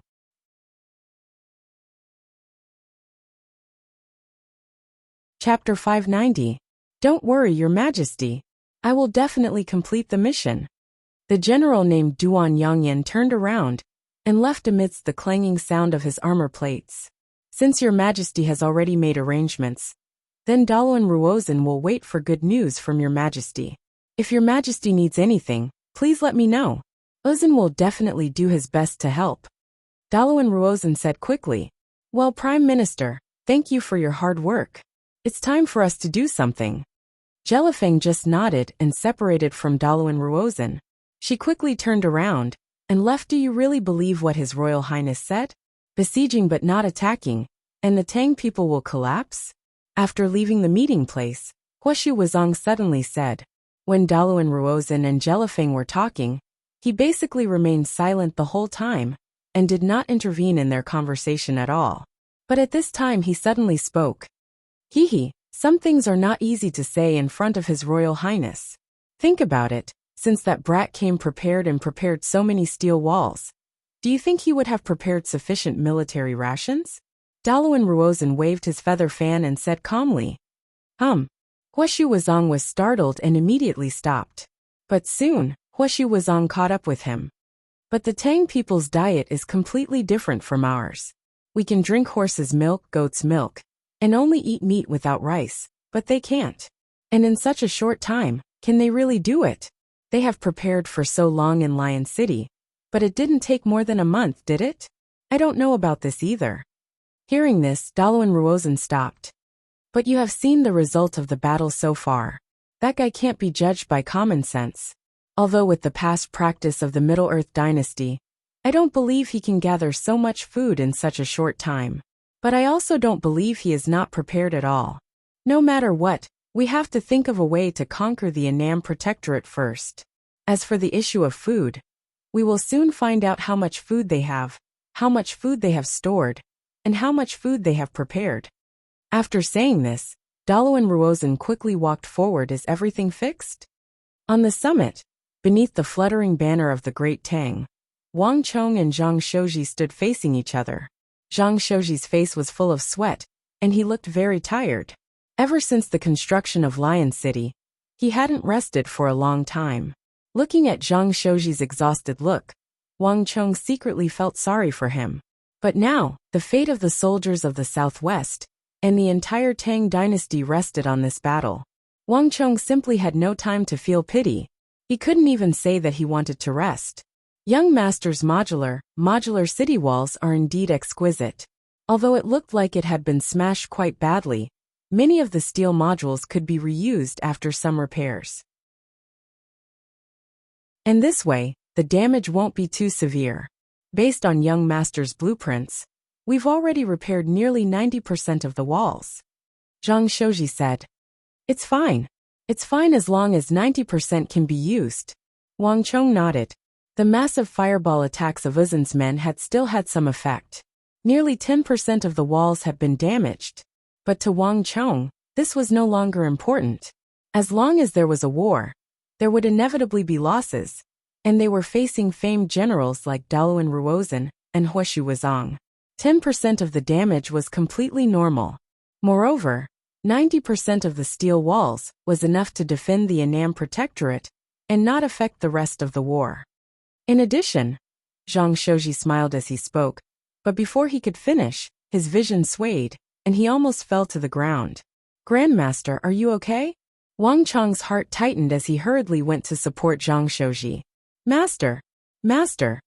Around them, a few of Zhang Shouji's disciples felt their hearts tighten as they hurriedly rushed forward to support Zhang Shouji. These were all Zhang Shouji's closest disciples, all of whom had been under his tutelage for more than 7 to 8 years. To Zhang Shouji they were like a father. I'm fine. I'm just a little tired and didn't rest well. Zhang Shouji waved at everyone with a smile on his face.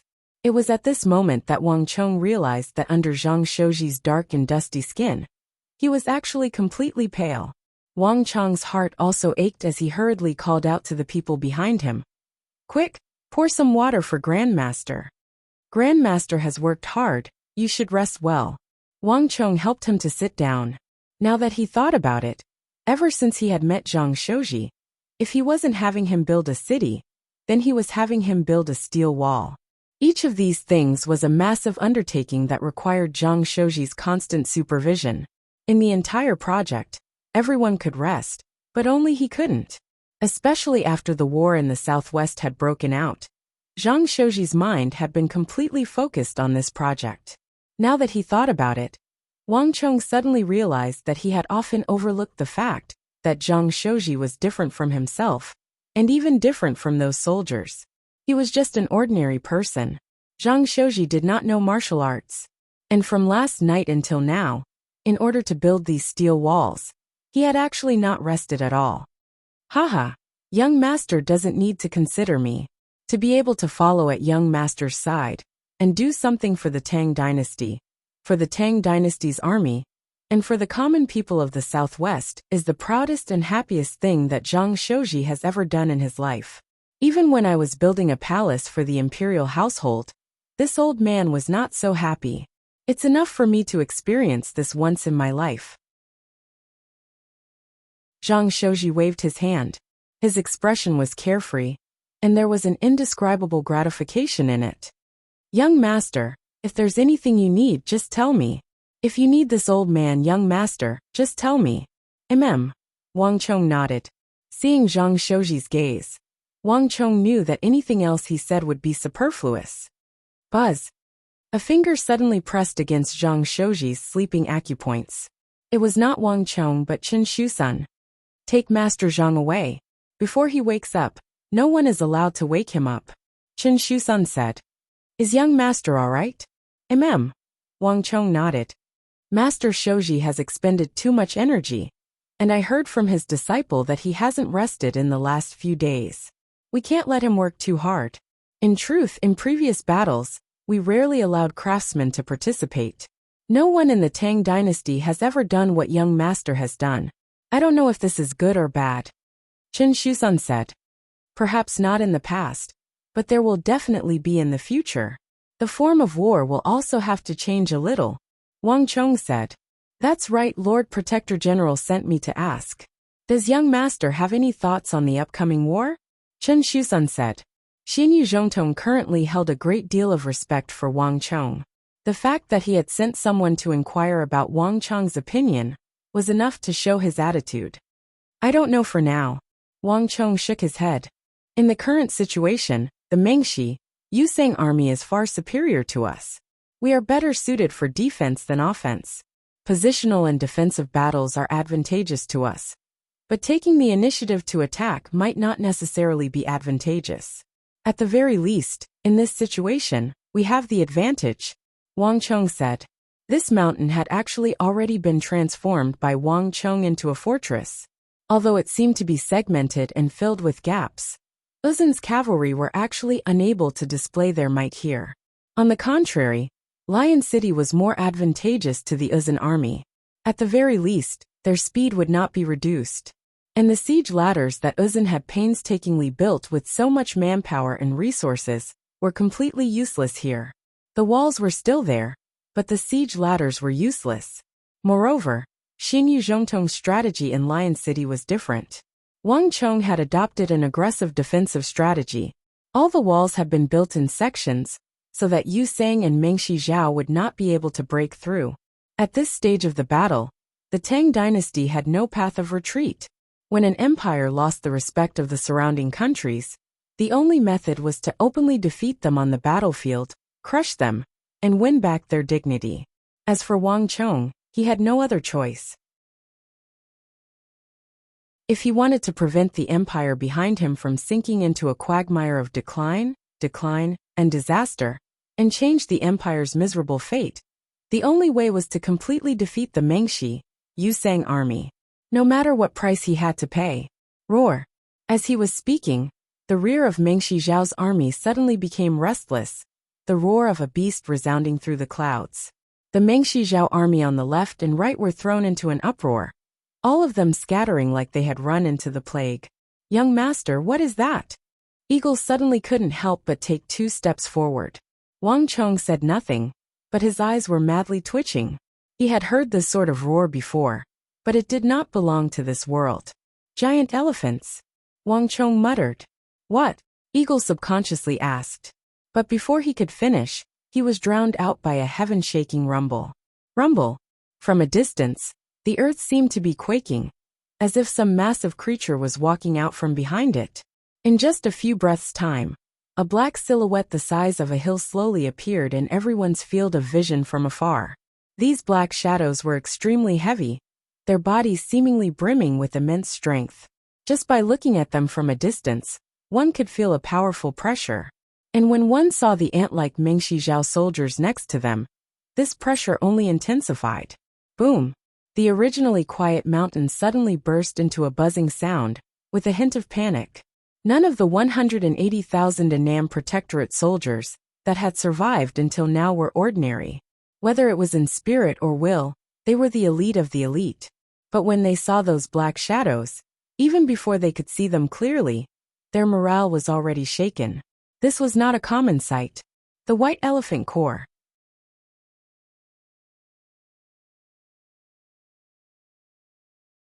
Chapter 591. The White Elephant Corps. Wang Chong turned his head. Although he had many memories from his previous life, none of them could compare to these old generals who had spent their entire lives dealing with Mengshi Zhao, and who had experienced the Battle of Arai. Chen Shusun nodded, his expression extremely grave. The Arai region is different from the Central Plains.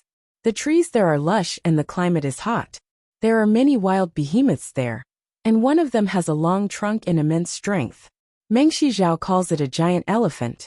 Jelifeng had long ago wanted to tame these behemoths, and in the end, they managed to train an army called the White Elephant Corps. This White Elephant Corps doesn't have many people, but they are extremely formidable. We suffered a great loss at their hands in the Battle of Arai. A large number of soldiers died at their hands. Chen Shusun said. Rumble. The earth quaked as the behemoth corps got closer and closer. Finally, Wang Chong saw the giant elephant corps that Chen Shusun had spoken of. These were massive elephants. Although Wang Chong had seen elephants before, these elephants were completely different from the ones in Wang Chong's mind. Wang Chong had never seen such massive elephants. Each elephant was 6 or 7 meters tall, with some even reaching 8 or 9 meters. Just looking at their massive bodies was enough to stun one's heart. How could there be such large elephants? Wang Chong was also stunned. Wang Chong had never seen this White Elephant Corps, nor did he have any impression of them. They had probably been destroyed when the otherworldly invaders had appeared. But when he saw these massive elephants, Wang Chong felt an unimaginable shock. The adult wild elephants of the African continent, even the largest, were only 4 meters tall. But the elephants of the White Elephant Corps were more than twice as tall, and their bodies were 16 or 17 meters long. Their protruding tusks were 3 or 4 meters long. Even with Wang Chong's experience, he had never seen such massive wild elephants. These white elephants are even wearing armor, the eagle murmured. Compared to Wang Chong, who had seen it before, he was still mentally prepared. However, the eagle was completely unprepared. The eagle felt an indescribable shock at the sight of such a colossal creature. Its inscription elephant armor, Wang Chong murmured. The eagle was right. These elephants were covered in thick white armor, similar to the white plate armor worn by the Uzun people. Each plate armor was at least a foot thick and covered in inscriptions. With just a glance, Wang Chong immediately recognized that those were the toughening and defensive inscriptions that he was most familiar with. Given the thickness of the plate armor, even ballistae would find it very difficult to deal any substantial damage to them. In fact, the most shocking thing was the size of these elephants. Elephant armor inscriptions. I'm afraid each of these elephants weighs more than 10,000 pounds. They're even heavier than a steel city wall. Wang Chong quietly said to himself. Each of the steel walls that Wang Chong had constructed weighed several thousand pounds. But compared to Meng Shijiao's elephants, they seemed insignificant. Wang Chong suddenly understood what Meng Shijiao was planning. Assemble the ballistae and prepare to intercept them, Wang Chong ordered. Yes, young master. The messengers quickly left to carry out the order. At the same time, Meng Shijiao's army was also undergoing a transformation. Ha! Ha! Amidst the shouts, the Meng Shijiao soldiers surged forward around the white elephants, forming a human wall in front of the elephants as they pushed forward. And then the most worrying matter occurred. Roar! Ha! Following a series of shouts, one large shield after another flipped up, forming a huge shield above their heads and pushing it towards the mountain. Seeing this, it wasn't just Wang Chong. Chen Xuchong, Wang Yan, Xinyu Zhongtong, the Eagle, Luoji and Lin Wushu all paled. No matter how slow they were, they understood that these shield bearers were there to protect the white armored elephants. Rumble! The earth shook as the white elephant corps got closer and closer. Standing on a high mountain peak, one could see one giant elephant after another constantly approaching. 1, 2, 3. For, on the vast land, if one were to take a closer look, there were more than 1,000 of these elephants that were scattered all over the place, and they were approaching the mountain range. Although there weren't many of them, they were spread out over the vast plain, giving off an intimidating pressure. Ha! Ha! Finally, with an ear-piercing roar, the first wave of the white elephant corps finally reached the base of the mountain. Ready, fire! With this order, countless arrows howled down from the sky like locusts. Ding, ding, ding! The arrows rained down on the 7 to 8 meters tall elephant. Ding, ding, dang, dang, dang! All of them were blocked. The white elephant armor was like a thick wall, blocking all the arrows outside. Ready! At almost the same time, the white elephant corps soldiers reacted, raising their shields high above their heads. 7 or 8 soldiers rushed forward. Some of them slid down the elephant's trunk and opened up their shields to protect the elephant's tiny eyes. Not a single arrow was able to get close, and it was far from over. Begin! A white-armored Meng Shijiao officer raised his sword and swung it down. Swish! Countless chains flew out, vibrating in the air as if they had a mind of their own, quickly locking down the steel walls. The other end of the chain was quickly locked onto the elephant's body. Pull! Following the order, smoke and dust billowed on the mountain, and the huge steel wall collapsed with a loud bang. Then, with the help of iron chains, it was quickly dragged out of the mountain. In the face of the elephant's enormous strength, even the 7 to 8,000 gene steel walls that Wang Chong had spent a great deal of wealth seemed insignificant. In the blink of an eye, a huge steel wall was dragged away by the giant elephant. Without the cover of the steel walls, the Annam Protectorate soldiers behind the walls all had unsightly expressions. Let's go, let's go! Hurry and report to the lords. Let them decide.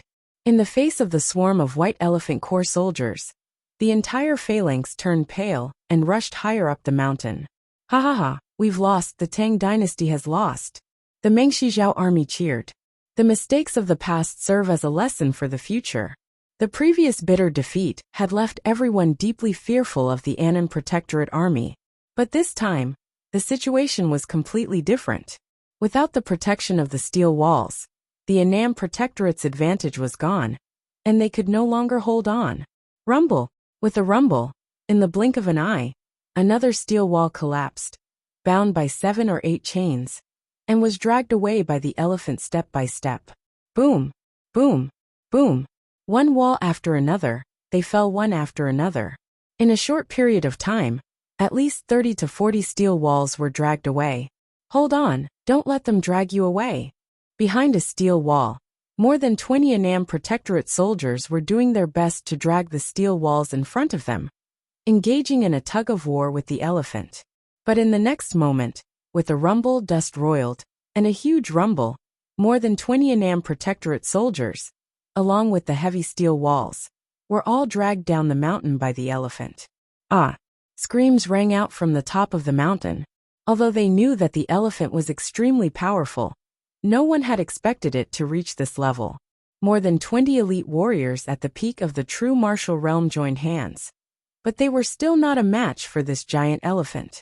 I'm afraid that even those at the third or fourth tier of the profound martial realm wouldn't be a match for it. The eagle's eyelids twitched when he saw this scene.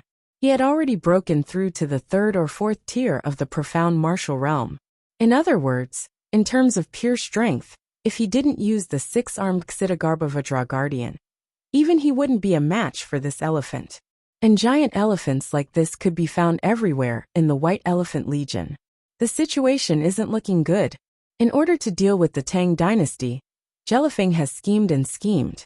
This White Elephant Corps is actually a result of his meticulous accumulation to deal with the Tang dynasty in positional warfare. Chen Shuzan said, more than 1,000 elephants. Their strength is basically between the third or fourth tier of the profound martial realm and the 8th or 9th tier. Some of them are even close to the peak of the 9th tier. Chen Shuzan looked at an 11 or 12 meter tall elephant in the distance. That was probably the oldest, tallest, and strongest elephant in the entire White Elephant Corps. Many of the hairs on its body were gray-white, but its steps were still light and agile. This was probably the Elephant King of the White Stone Legion. Not even Chen Shuzan had the confidence to deal with such an Elephant King. Such an Elephant King, in addition to more than 1,000 elephants, posed an enormous threat to the Tang dynasty. If Meng Shijiao's people completely uproot these steel walls, even if we still have an army of 90,000, we really will be doomed. Chen Shuzan said in a low voice. The Annam Protectorate had dealt with Meng Shijiao's White Elephant Corps before. Chen Shuzan was well aware of the White Elephant Corps' power. In terms of status, of Meng Shijiao's 4 elite legions, the White Elephant Corps was actually far above the White Stone Legion. The reason it hadn't reached Uzin's first legion was because the White Elephant Corps didn't have that many of them. There were only 1,000 or so of them. Elephants are just inanimate objects. I don't believe they can be as nimble as martial artists. If it weren't for the protection of Meng Shijiao's troops, these elephants would be nothing more than targets. A voice came from the side. At some point, Lin Wuxia and the others had walked up. As soon as they arrived, they turned their gazes to Wang Chong on the summit.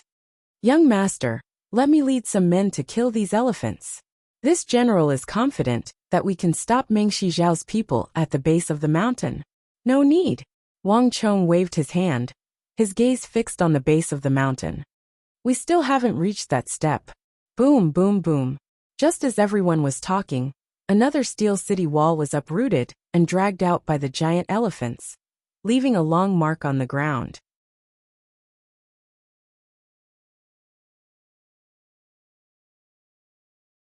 Chapter 592.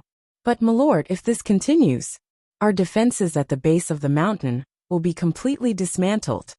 Lin Wuxia said somewhat anxiously. He had come here to ask for orders to lead the troops. Originally, there was no need for him to do this. But for some reason, Wang Chong had yet to issue the order.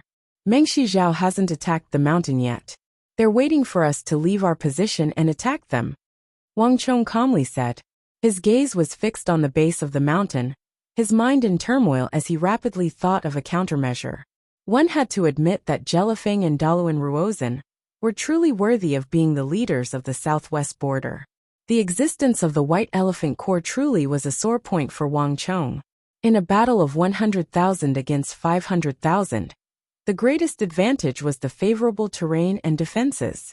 Moreover, Jelifeng was drawing support from the White Elephant Corps to slowly uproot the mountain's defenses, and was in no rush to attack. If Meng Shijiao was in no rush to attack, Wang Chong would have no way of leaving the mountain to attack them. And as long as Wang Chong did not move, there would come a day when the steel walls on the mountain, the lifeline he had painstakingly built with a great deal of wealth, would quickly be torn down by Meng Shijiao, and the Annam Protectorate would be forced into a corner. But young master, are we just going to sit and wait for death? Lin Wuxia looked at Wang Chong said, unable to conceal the disappointment in his eyes. Not necessarily. Wang Chong thought for a few moments, then suddenly said, call over the master archer phalanx. A few moments later, the leader of the master archer phalanx appeared in front of Wang Chong. Young master. The leader of the master archer phalanx lowered his head in greeting. Is there any way to deal with the White Elephant Corps' giant elephants? Wang Chong asked. The giant elephants are covered in full body armor. When Meng Shizhao forged them, they had already considered defending against the master archer phalanx. The leader of the sharpshooters said sincerely, the White Elephant Corps only had 1,000 giant elephants. If they didn't defend, they would be wiped out in a single exchange.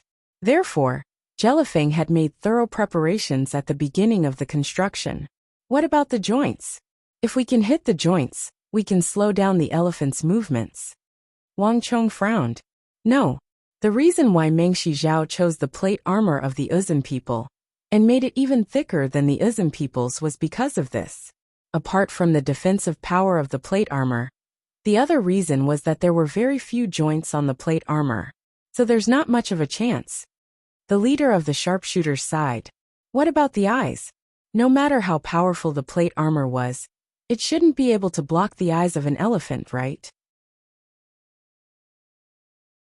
If we can hit the elephant's eyes, we might be able to kill them in one fell swoop. Wang Chong said in a deep voice. The giant elephant's eyes are indeed a useful place, but the giant elephant's eyes are very small, which is completely different from its huge body. But, young master, you've also seen that the White Stone Legion has prepared 10 soldiers for each elephant to protect them the entire time. Moreover, these soldiers are all well-trained soldiers. Our chances are too few. If there's no chance, we'll create one. Since there are soldiers protecting them, we'll kill them. Lin Wuxiao suddenly interjected. As he spoke, he made a fierce cutting motion. It's useless. The White Elephant Corps has definitely defended against this move. If we want to get rid of those defenses, we'll have to kill every member of the White Elephant Corps. This time, without waiting for the leader of the master archers to speak, Chen Shusun spoke up. Things on the battlefield definitely weren't that simple. Zhou Yuofeng had placed such importance on the White Elephant Corps that he had equipped them with the best armor and innumerable defensive inscriptions. He had even added armor to their bellies. This meant that he had already thought of everything. The only thing she hadn't considered was the eyes. No matter how they were protected, they couldn't possibly cover up the eyes of the elephants. But even so, Jelifeng had still prepared a massive army to protect them. From a certain point of view, the people of Meng Shizhao had already considered all the flaws they could think of when they were first established, and they had made thorough preparations. Boom, boom, boom. Dust roiled at the base of the mountain. As they spoke, the first ring of steel walls around the mountain had basically been uprooted. Giant elephants dragged the heavy steel walls. Escorted by dozens of White Elephant Corps soldiers, these steel walls weighing 6,000 to 7,000 jin were slowly dragged into the distance. Cries of alarm rang out from the base of the mountain, having lost the protection of the steel walls. After failing to engage in a tug-of-war with the elephants, the Annam Protectorate soldiers had no choice but to move higher up the mountain. From start to finish, Meng Shizhao's people did not pursue them. Only when a few Annam Protectorate soldiers got too close would they stop them. The entire uprooting operation was unbelievably calm. And if one looked down from the summit, one would realize that Meng Shizhao had even dispatched a large number of generals for this operation, personally supervising each location. If anyone made any radical movements, they would be sternly ordered to stop. In fact, if anyone moved even a little too far forward, crossing some invisible boundary, they would immediately be whipped. The entire process of attack and defense was unimaginably harmonious. Seeing this scene at the base of the mountain, not only did the people on the summit not relax, but their hearts were heavy. Meng Shizhao's people have become very cautious. This is even more frightening than if they had turned out in full force. If this continues, in less than 3 days, all of our defensive fortresses will be uprooted. The entire mountain was quiet. Apart from the occasional conflict during the uprooting process, it maintained a rare peace. But the true atmosphere on the battlefield was completely different from what one would imagine. Compared to the intense battle before, the current atmosphere was countless times more tense. The anxiety and unease spread throughout the army like a plague. Ha ha ha. Uzin's prime minister speaks too highly of this brat. I'd like to see just how you'll break my white elephant core. In the middle of the vast white elephant core, Duan Yongyan, dressed in white armor, heartily laughed as he looked up the mountain. The white elephant core had already uprooted an entire layer of the Tang people's steel walls. But other than a few scattered defenses, and a few itchy volleys of arrows, the Tang people had been unable to mount any effective attacks. If this continued, without wasting a single soldier, he would be able to easily push the Annan Protectorate army into a corner and completely eradicate it. Your Majesty, General Duan's white elephant corps is showing its effects. In Meng Shizhao's tent, a Meng Shizhao general suddenly spoke as he looked up at the summit. From the very start, all of Meng Shizhao's soldiers had been watching the movements of that slim figure on the summit. Everyone was waiting for their reaction. He was even sure that even the Uzun people were doing the same. But in reality, the mountain was quiet, and there was no response. There was no doubt that they were truly helpless this time. We've grasped their weakness this time. No matter how formidable this Qilin son of the Wang clan is in the art of war, no matter how young he is and how wise he is, he won't be able to come up with any sort of plan this time. The bearded and scarred Meng Shizhao general said. Everyone looked up at the mountain with much more relaxed expressions. There are times when one has to be able to endure, Jelifeng indifferently said. As the emperor of Meng Shizhao, although she rarely went to the front lines, whether it was in terms of vision, experience, or magnanimity, Jelifeng had displayed abilities that far surpassed that of an outstanding leader on the battlefield. If we don't retreat, we retreat. Sometimes retreat is actually an advance. The Annan Protectorate's strength lies in its terrain and its steel walls. Our army of 100,000 was repelled by them, and we even suffered grievous casualties. But if we weren't so impatient, they naturally wouldn't have any opportunities to take advantage of. Your Majesty is wise. The generals bowed. If there were still people who doubted Zhou Yuofeng's decision, now that they saw the results before them, no one doubted his decision anymore. Pass on my order. Tell Duan Yongyan to maintain his current momentum and not advance rashly. Otherwise, he will be held accountable for everything. Jelifeng said. Yes, Your Majesty. The messenger quickly left to carry out the order. Somewhat interesting. On the other side, Huaxu Wuzong and Daluan Ruozhen were also watching this tug of war. It seems like Jelifeng's white elephant corps is even more effective than our siege weapons. Huaxu Wuzong stood there like a towering mountain, his face expressionless. Daluan Ruozhen smiled but said nothing, only lightly waving his feather fan. It's time for him to put in some effort. Is there really nothing that can be done about that child? Huaxu Wuzong said. It seems like Meng Shizhao's white elephant corps truly is effective. However, before the dust settles, all of this is still unknown. The white feather fan suddenly paused in the air as Daluan Ruozhen spoke after a few moments of thought. But this is also a good opportunity for us. Pass on my order. Have Longkimba lead the army and get ready. If the situation doesn't look right, immediately strike. If we can remove the Annan Protectorate in a few days, this will be of enormous benefit to us. It's about time that the War of the Southwest came to an end. Huaxu Wuzong nodded non-committal. As long as Huaxu Wuzong's opinions weren't too serious, Huaxu Wuzong would usually not interfere. Rumble. A group of soldiers quickly departed. Longkimba quickly led a group of Uzun soldiers into the ranks of the White Elephant Corps. If Wang Chang's Annan Protectorate dared to leave the mountain, what awaited them would be the bitter assault of the Uzun army. Boom! Dust billowed and soared into the sky, following a series of rumbles. Another steel wall collapsed under the hooks of countless iron chains, and was dragged into the distance step by those colossal creatures clad in white plate armor.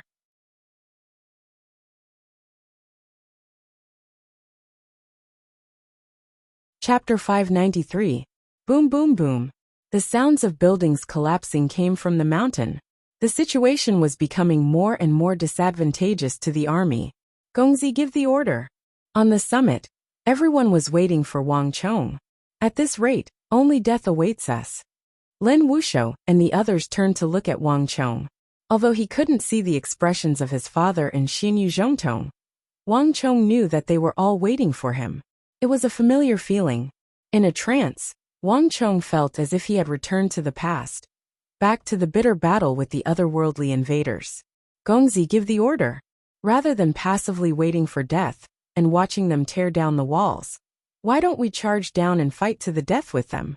One by one, the generals said vehemently. Even Luoji seemed tempted. In the current situation, it wouldn't be long before the Mengshi Zhao soldiers completely uprooted the steel walls of the mountain. When that time came, they would still have to face the elephants of Mengshi Zhao's army, but by then their morale would probably be completely different. Gongzi, no matter what, we can't allow Uzin's army to continue. Luoji couldn't help but speak up. Besides, there's no better way now. He was clearly leaning towards Lin Wuxiao's suggestion to attack. The only ones who remained silent on the summit were probably the eagle and Chen Shusun. Gongzi, benevolence does not wield wealth, and benevolence does not command armies. At some point, Chen Guanshuan had also appeared on the summit. In the Annam Protectorate, his status was even higher than that of Luoji and Lin Wuxiao, and he was almost on the same level as Xinyu Zhongtong. The moment Chen Guanshuan spoke, the situation immediately changed. Although it was just the phrase benevolence does not wield wealth, and benevolence does not command armies, it was enough to express the opinion of him and the other generals.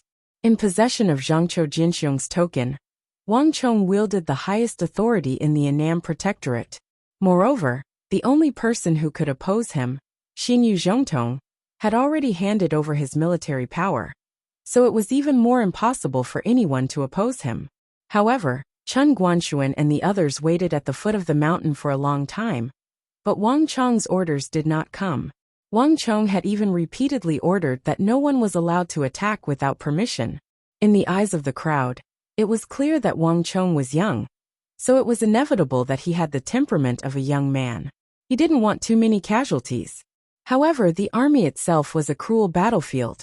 Wang Chong's actions were clearly wrong. Whether it was out of love for Wang Chong, admiration for his military skills, or to protect the army, Chen Guanshuan felt that he had to urge Wang Chong to make a decision as soon as possible. If it could facilitate the completion of the grand strategy, an appropriate sacrifice was completely acceptable. No need. Before Chen Guanshuan could finish speaking, Wang Chong's eyes flashed. With a wave of his hand, he immediately rejected Chen Guanshuan's proposal. The matter is still far from reaching that step. For a moment, the surroundings were deathly still. Everyone stared in shock at Wang Chong.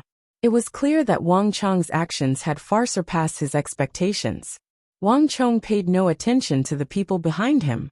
He strode forward, crossing the ramrod in front of him, and gazing down the mountain. The trumpeting of elephants continued to ring out, and the base of the mountain was a bustling scene. The Annam Protectorate was like a lone island floating in the middle of the Mengshi, Yusang Army's sea.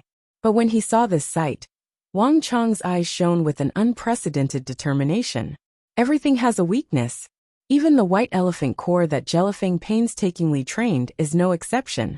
Countless thoughts flitted through Wang Chong's mind, and in a flash, he was thinking of many things. But they did not belong to this world but to another. The elephants that Jelifeng had trained were very rare in this world. Even the eagle and Chen Shusun had rarely seen them, and they had always described them as beasts. But in another world, it was something that couldn't be more familiar, something that couldn't be more common. It was just that these elephants were not as large. Many things began to flow into his mind, and Wang Chong's thoughts grew clearer and clearer. Animals like elephants and humans were usually isolated from each other. They had their own circles and rarely came into contact. But it wasn't as if elephants had never attacked humans before. Quite a few such stories were recorded in the annals of history. Wang Chong clearly remembered that those people had used spring thunder to chase away wild elephants. And the so-called spring thunder was nothing more than the massive explosions produced by gunpowder. In other words, elephants' ears are actually very sensitive to sound, especially loud noises. Wang Chong muttered to himself, his eyes suddenly shining. A giant elephant was still an elephant. The people of this world knew nothing about elephants. But if his judgment was right, Then perhaps there was no need to create the so-called spring thunder. Because in this world of martial arts, there were better things. At this thought, Wang Chong's lips curved in a smile. General Zhao, Wang Chong suddenly called out. Here. Under the astonished gazes of the crowd, General Zhao Hong, who was in charge of the archers, clenched his fists and strode over from behind. If I tell you that I have a way to move the shield in front of the elephant core's eyes, tell me, how confident are you in killing that elephant? Wang Chong asked. How is this possible? Zhao Hong cried out. Behind him, the generals of the Annam Protectorate were also shocked. The eyes were almost the elephant's only weakness, but if anyone could think of it, how could Mengshi Zhao not? Thus, with these elephants as the core, it was almost an all-round protection. Wang Chong was on the top of the mountain. No one understood why Wang Chong was so sure that he could move the guards around the elephant. Just tell me, can you do it or not? Wang Chong's expression turned cold. I can do it. Zhao Hong's heart skipped a beat, and he hurriedly lowered his head and said, This subordinate can shoot multiple arrows at the same time and accurately hit the elephant's eyes. If young master can really do it? How many master archers like you are there in the army? Wang Chong nodded in satisfaction. No less than 50, Zhao Hong said. The Tang dynasty was different from the nomadic Eastern and Western Turkic Khaganate and the Goguryeo Empire. Although they did not have that many top-notch master archers and condor shooters, they still had a considerable number of top-notch experts in the army. The only problem was that due to the battle at Arai, a large number of master archers had died, and there were not many left.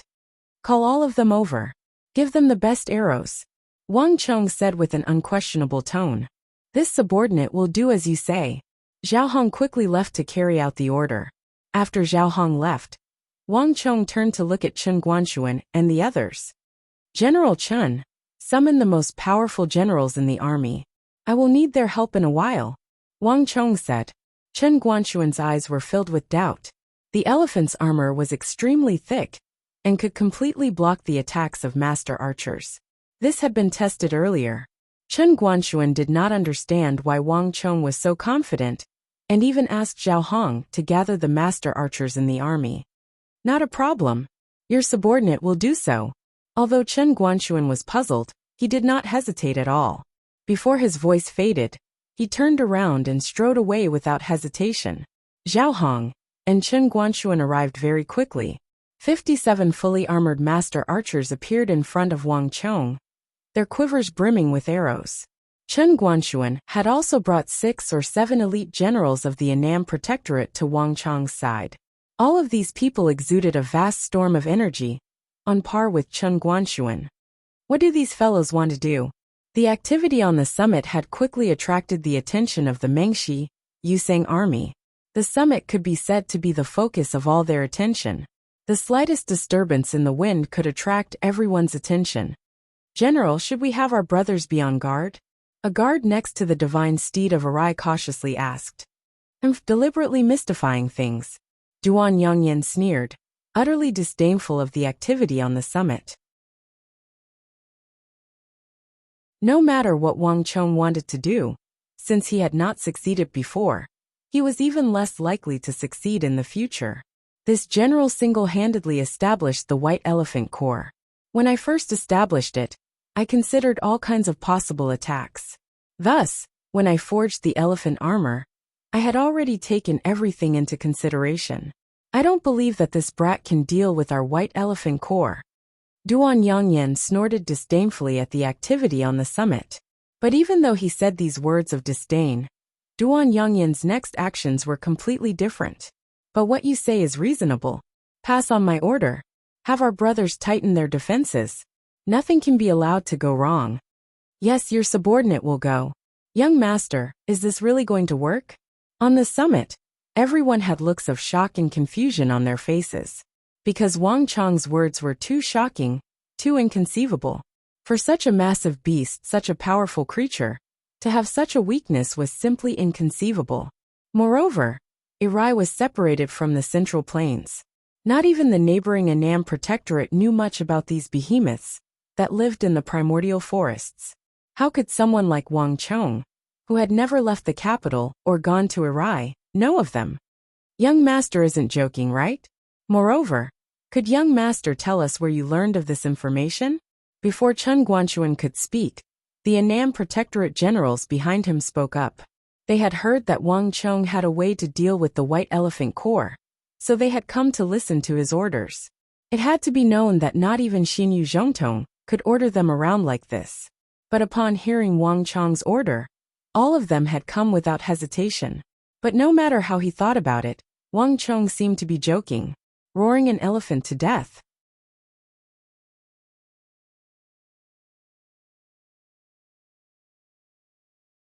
Chapter 594. Haha, although it's not enough to kill them with a single roar, this method can truly destroy Mengshi Zhao's White Elephant Corps. Wang Chong held his hands behind his back, a faint smile on his face. As he spoke, he turned to Zhao Hong. General Zhao, are you ready? I will follow young master's orders. Zhao Hong took out several arrows from his back and held them between his fingers. At almost the same time, the row of master archers behind him formed a cylindrical formation, all of them drawing arrows from their backs and knocking them on their bows. General Chen. Wang Chong turned his gaze back to Chen Guanxuan and the other elite generals of the Annan Prefectural Army. His expression was frigid and brooked no rebuttal. Yes, young master. This time, the generals quickly chose to obey. Wang Chong was not the kind of scion who would put on airs. Even though he had Protector General Zhangqiu Jinxiong's token, Wang Chong had never put on any airs. But after interacting with Wang Chong for some time, the generals had gradually come to understand that Wang Chong was not the kind of person who would lightly make decisions. But once he did, he would not allow any rebuttal. In an instant, everyone's gaze was focused on the foot of the mountain. Rumble. Smoke and dust billowed as one steel wall after another was pulled down. Wang Chong's gaze was like lightning as he scanned the area, quickly locking onto a few mountainous elephants that were walking toward him. Begin. A cold light flashed in Wang Chong's eyes as he suddenly swung his arm down. As if on some sort of signal, 6 or 7 elite generals of the Annam Protectorate attacked at the same time. Roar! A furious roar exploded like thunder in the spring, splitting the earth and collapsing the mountains, shaking the entire battlefield. When 6 or 7 elite generals of the Annam Protectorate gathered their energy in their dantian and roared at the several dozen elephants in the east, the power was unimaginable. Rumble. It was as if a storm had passed through the earth. Sand and gravel were sent flying more than 10 zhang into the air. The Mengshi Zhao soldiers were so frightened that they retreated one after another. However, the most unexpected thing was yet to come. Without any signs, those gigantic elephants with terrifying strength that could easily pull a 6,000 to 7,000 gene steel wall suddenly stood up and cried out in fear, as if they had been greatly frightened. Pang! Pang! The bowstrings vibrated, and the moment these elephants suddenly jumped out of the protective shield, sharp arrows instantly pierced into their eyeballs. Some of the arrows had even pierced deep into the mammoth's brains. Rumble! The earth cracked and the mountains crumbled.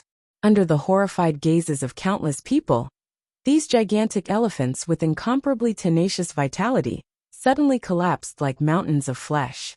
Whiz! Shock, endless shock. The sight of these elephants toppling to the ground left all the Mengshi Zhao soldiers of the White Elephant Corps dumbstruck. This is impossible. At this moment, the soldiers around the elephant were filled with terror, their minds blank. In Arise 6 Zhao, the elephants had an extremely important and transcendent status. All the soldiers of the White Elephant Corps revered the elephants like they were gods. Their inconceivably enormous divine power had left an indelible impression on all the Mengshi Zhao soldiers. But no one had expected that after being covered in such thick and hard white elephant armor, these enormous elephants would still be so easily killed by a single arrow. But death was far from the end. For some people, not all the elephants had been shot through the head. Some elephants had used their thick eyelids to block the arrows. But this was only the beginning of the tragedy. An elephant trumpeted, and a Mengshi Zhao soldier's face was covered in fear as he watched the massive foot of an elephant grow in size and stomp down. In an instant, the soldier was crushed into a pile of meat paste. The severe wounds had caused the elephants to instantly go berserk, entering a fatal and blind berserk state. No one could imagine that an elephant weighing more than 10,000 jin, in its berserk state, could move so quickly and nimbly. Bang bang bang. In the blink of an eye, several hundred soldiers of the White Elephant Corps, unable to dodge in time, were trampled into meat paste. The closer they were, the faster they died. The soldiers that had been set up to protect the elephants had instead become the earliest victims. How could this be? These elephants really are afraid of noise.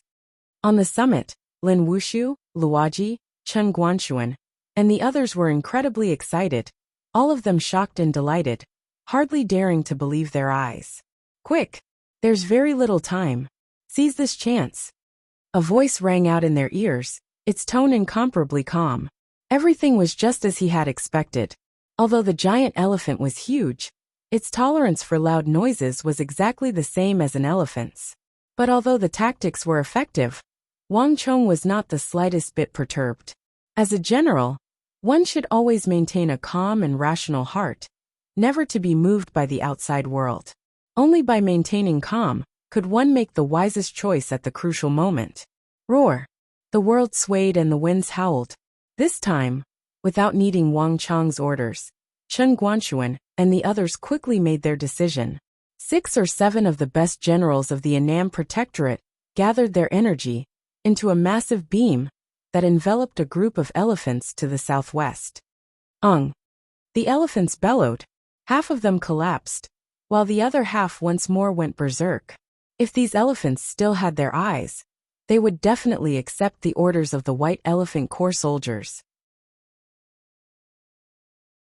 But under the intense pain, their eyes couldn't see anything.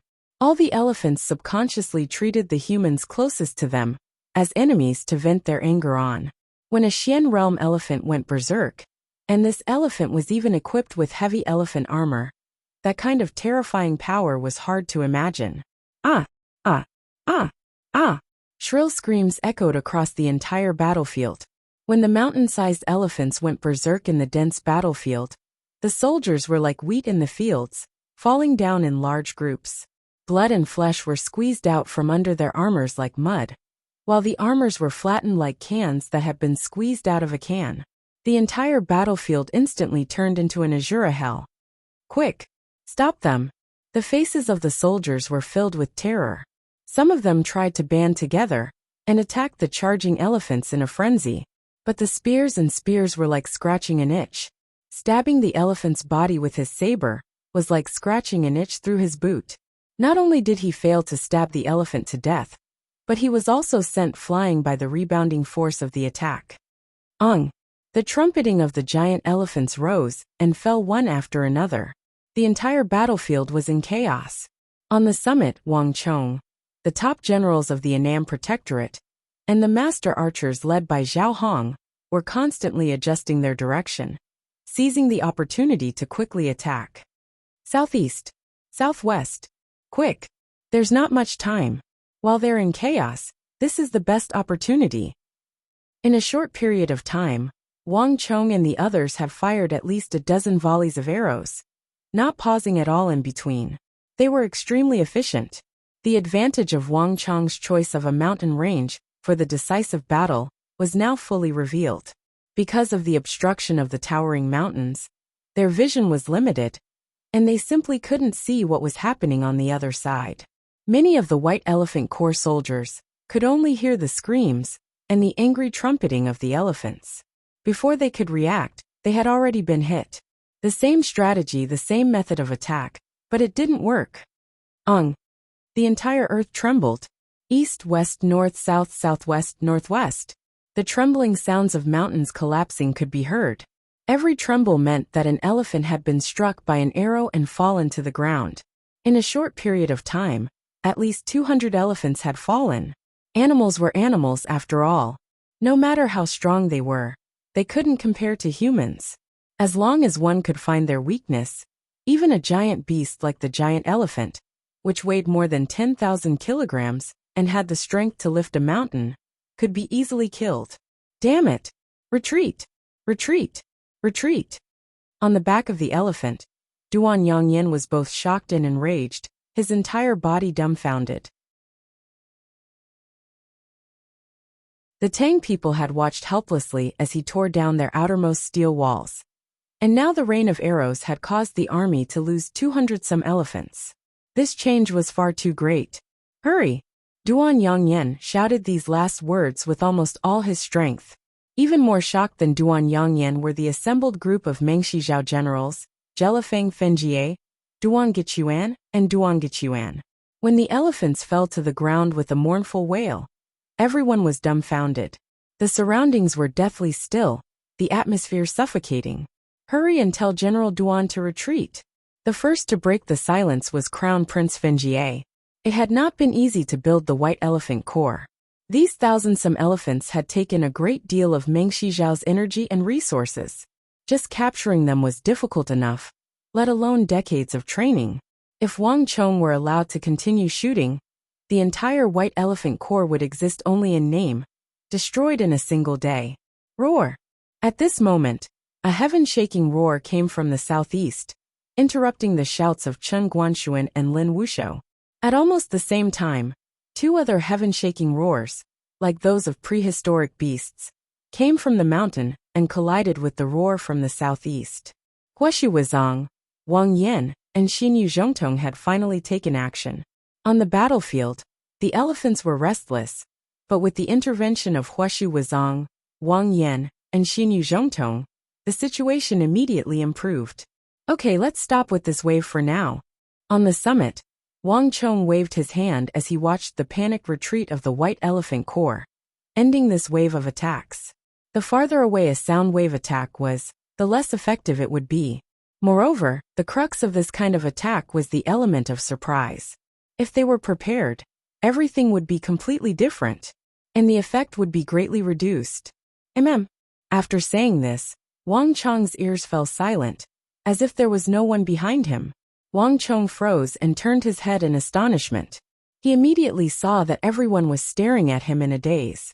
Chen Guanshuan, Lin Wuxiao, Luoji, and even Chen Shusun. What's wrong? You're tuning in to the Li Mei's Wuxia Whispers YouTube channel.